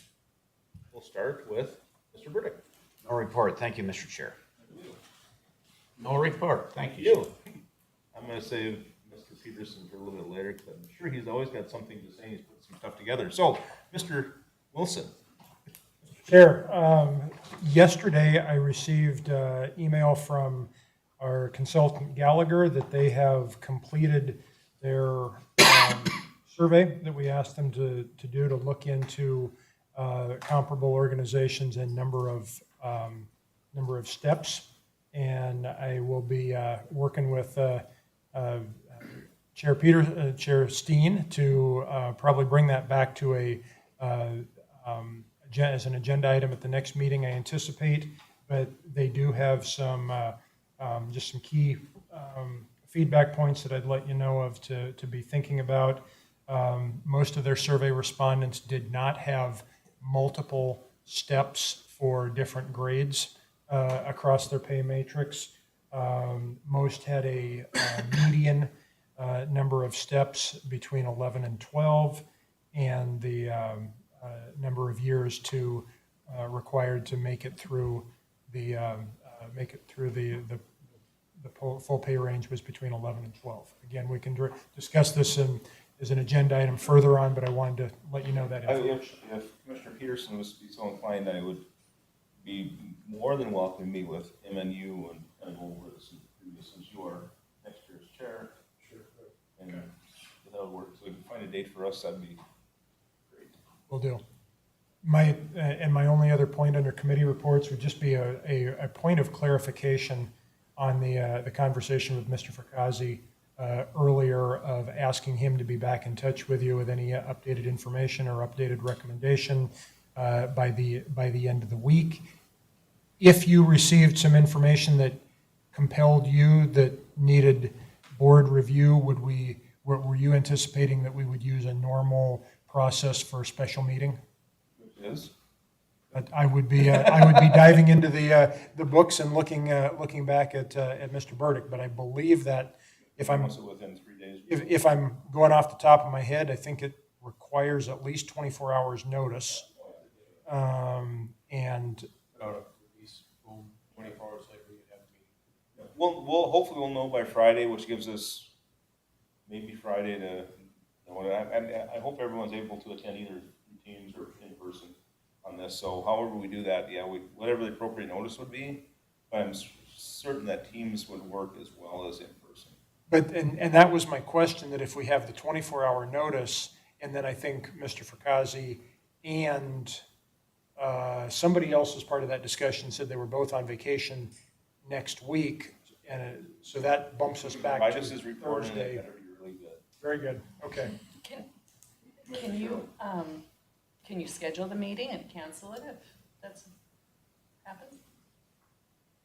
We have to be fairly detailed in how we title it and schedule it. Yeah, I think not. I think that, I mean, honestly, if it, we may be looking at one or two or three, because it has to be specific what we're gonna be looking at. Yeah. And so I think that'd be difficult to pre-schedule for something we don't really know what it's. Maybe we should just, me and you and Paul can meet in the morning and see, Probably not happy about it, but. plan something, try to make a better plan. Well, but remember, there's some onus on the ownership group to provide input in first. That, I think, is gonna be the whole. Well, what, I think the issue that I had was they said they provided additional information that Paul didn't incorporate, that Paul didn't incorporate into it. At least at least in his response, did not incorporate. So if he takes that and wants to incorporate that into his follow-up response, I'm good with that. If it changes nothing, I'm fine with that too. You received the follow-up information on Friday, and it was also forwarded to commissioners on Friday. None of us have had, Right, It was 120 pages. right. after the 240. Yeah. So anyway, that, I don't know what to anticipate, but we'll wait, is what I'm suggesting, because I don't, so we have is it 24-hour notice? Mr. Burdick? Mr. Chair, I don't believe there is a 24-hour notice, but you have to provide notice to the world at the same time as you provide it to the commissioners, so you'd have to schedule that. You have to set an agenda that has to be of sufficient detail. It doesn't mean infinite detail. And once you've set your agenda, that's it. You can't expand, talk about other things, none of that. It's just that agenda. So let's see, you guys have a discussion. Maybe Paul's already has information you can share, and we have to set a meeting or not. Okay. But I want to at least provide that opportunity for both the appellant and us. Thank you. Where were we? That was it? Nothing Okay. further. Mr. Brightling? No report. Mr. Sherling? So Lake Agassiz met last week, and they've got money they're trying to utilize. They're particularly looking at rural housing and asked me if the North Dakota Association of Counties could be of any assistance in how those grant monies could be funded. So putting that out there. I think they've got some limitations, and they're looking for some resources. And then they came up with some other ideas that I don't know, busing people from Fargo to Wappiton to work, and we can't get people to work in Fargo. I mean, we can, but I mean, we've already got, I don't know, I wouldn't get in a bus and go all the way to Wappiton unless somebody was really gonna pay me a lot of money. But anyway, we're throwing out ideas, so that's some of what happened at that meeting.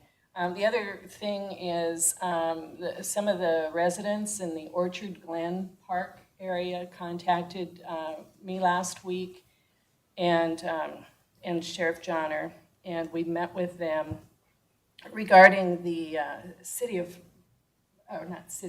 Fargo Parks and what it means to be a good neighbor. And if you recall, that is a piece of prime real estate that we gifted to Fargo Parks. Keep that in mind as we talk about doing deals with Fargo Parks.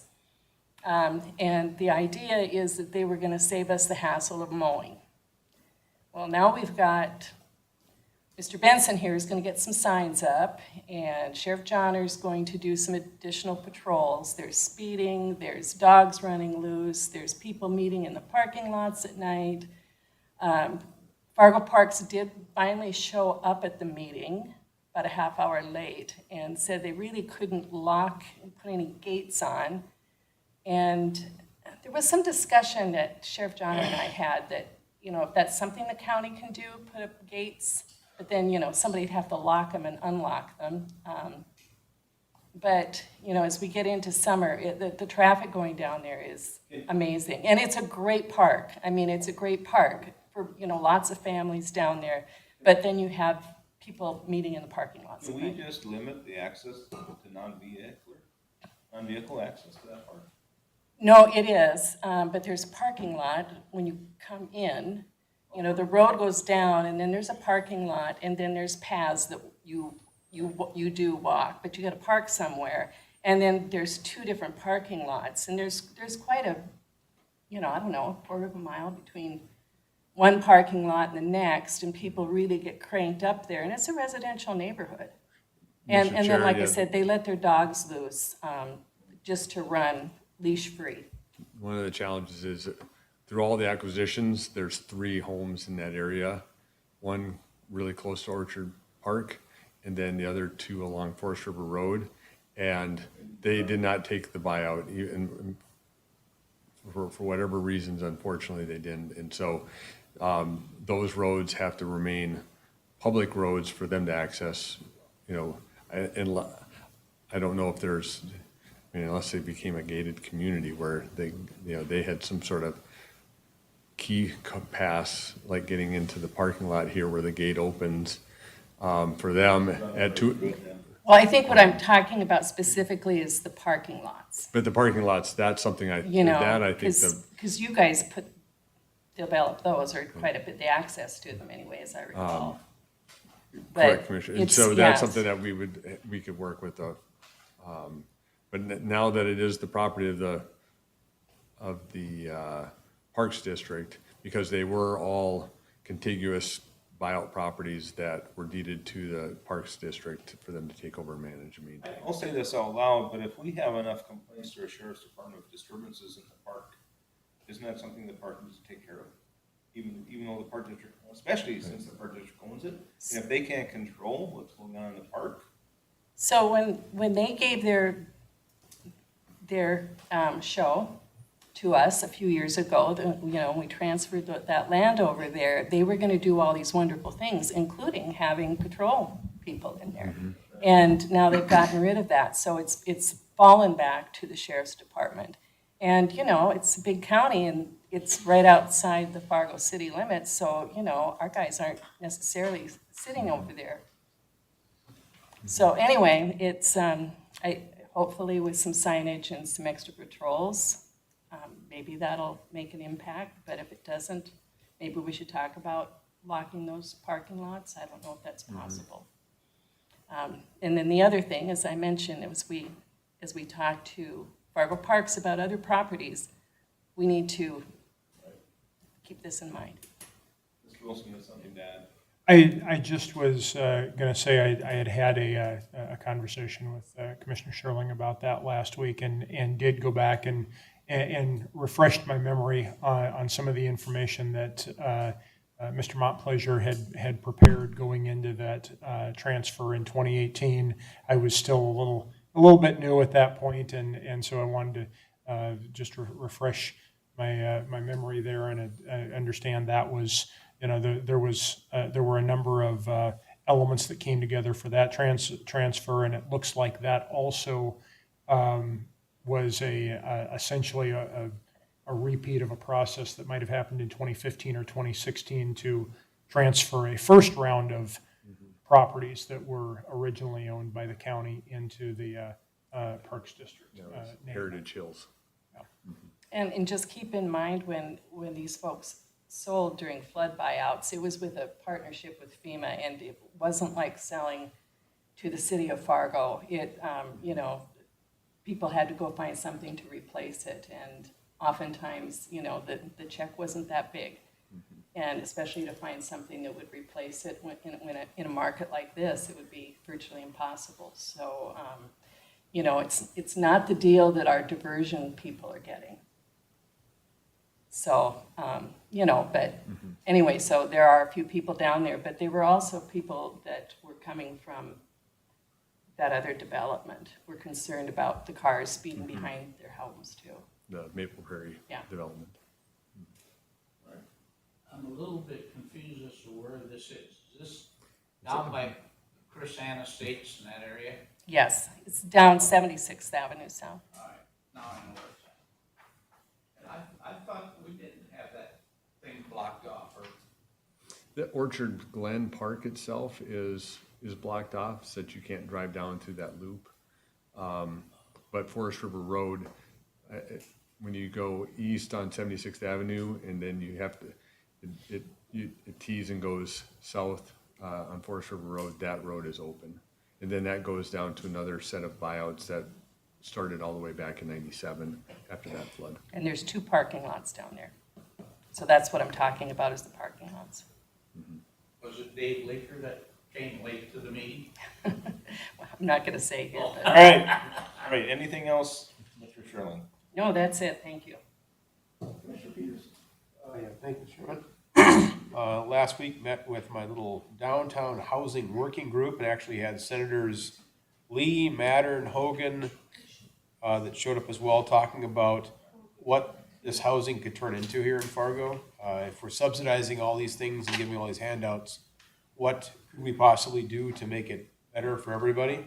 And a lot of that may have to do with wraparound services being included in these facilities, meaning when we give these people a handout, this big grant for the no taxes or TIFs or pilots, we follow that with an ask of, we need 1,200 square feet for offices on the main floor for social services, or something for PD or something, to get those people the help they need in-house. And again, that may or may not be the good idea, but some of the things we're sort of brainstorming on. I had my insurance reserve board meeting last week, our retreat, annual retreat.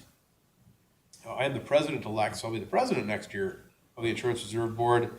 Some of the things we're talking about regarding liability and potential conferences, refunds of money, and limiting that as we build our capacity, as our liability potentially increases with all the goings-on that may be happening as through our fire and tornado fund. And as an example, we're funded to a level of X, while replacement cost is now X plus 8%.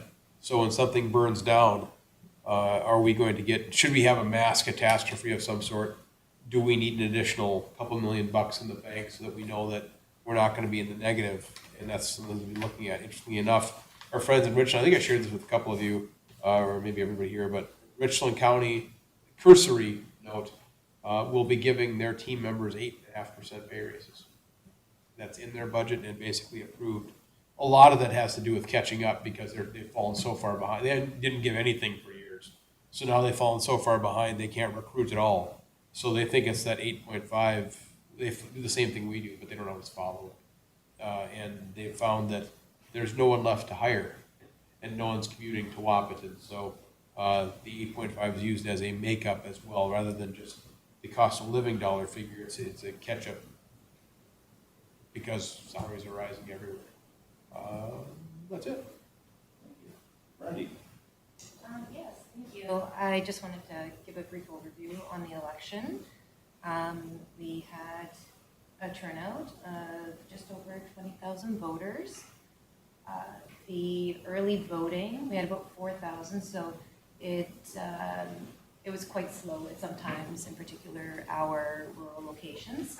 Absentee votes were around 5,000, and election day we had about 11,000 voters, which is slightly down in election day compared to our 2018. However, this was a year that we had vote centers, so about 10,000 individuals through nine centers. West Acres Mall, Atonement, Doubletree, and Fargo Dome were amongst our busiest locations. We had slight lineups to a maximum of about 20 to 30 minutes, mainly at Atonement and West Acres. Atonement was our busiest location. Finding workers up in the northern rural area was a little bit of a challenge, but we were able to make do. This year, the results for the election, if everybody noticed, was a little bit delayed, and that's mainly due to some of the reports that were coming out of the voting machines. So we had a press release issued the day after to help inform our voters and answer any of those questions. Logistic and accuracy testing was quite thorough this year, and it's mainly because of the vote center. So every machine was tested for accuracy before it went out, as well. A post-election audit is being done as we speak to ensure that those machines are still 100% accurate. And I wanted to send out a major thank you to Bob and his IT team. Without them, we wouldn't be where we are. Major asset, and yeah, lots of thanks. Could I just add something? I took the electronic ballot, and I have to say it probably took me twice as long as if I just had a paper ballot and boom, boom, boom, boom, boom. And, that was at Atonement. And so, I don't know sometimes if technology is, I know we spent a lot of money on that, but it was slow. That is extremely interesting. I visited all of the sites. Shut up here, Bob. Good information. We visited all of the sites throughout, and at numerous sites, including Fargo Dome, Atonement, others, we had lineups for the digital ballots in many cases. We had Fargo Dome specifically requesting, get me as many of these as you physically can fit in here, because I have 10, 12 people in line. All it really shows is different strokes for different folks. Everyone likes something different, and we are serving our citizens the best ways we can by providing them with alternatives. I just think if you're trying to get people through quicker, paper ballot would have been the way to go. So why is it slower? I'm looking at everybody who knows. Why would that be slower? It depends upon your personal usage of these. I mean, to me personally, looking at a Scantron sheet, you can just go right down it, check, check, check, check. Some people, especially of our younger demographics, are used to just tap, tap, tap, tap. I've gone through probably 4,000 or 5,000 of these now in all of this testing. They both function the same. One's just a digital piece of paper, one is not. However, they are just a different way of doing it. One thing that we did find that we are working on very well there is the way that the data is represented on our digital formats, making sure that is equal across with paper and everything looks happy there as well. Because there are limitations we have in compliance with ADA and things like that on font sizes, color selections, and things like that. One benefit we have with the digital voting tools is for our constituents that may not be or may be hearing impaired or vision impaired or things like that. We're able to provide that to them in a format they can ingest easier without assistance from our poll workers. So what you're saying to Commissioner Sherling is you're just not right of the right generation. Go back to paper. I believe everyone has their own preferences. And I'm just saying that everyone's was my experience. It took me longer than if I would have just had the paper. So if you're talking about lines, especially at Atonement, that would have sped the line up. Yep, and Atonement was as stated, it was our busiest. I went out there to check on it myself on election day and ended up there for 2 hours taking ballots into a machine. I'm looking at many ways we can try to speed that one up, but it got very busy, as you probably saw. So. If I may add, the express votes were quite popular, and we realized that the demand was much more than we had anticipated would add to the lines. But as well, we're always going to continue to offer the paper ballots. At some points, there were individuals who were offered a choice between the two, saw the lineup at the express vote, and chose to do the paper ballot instead.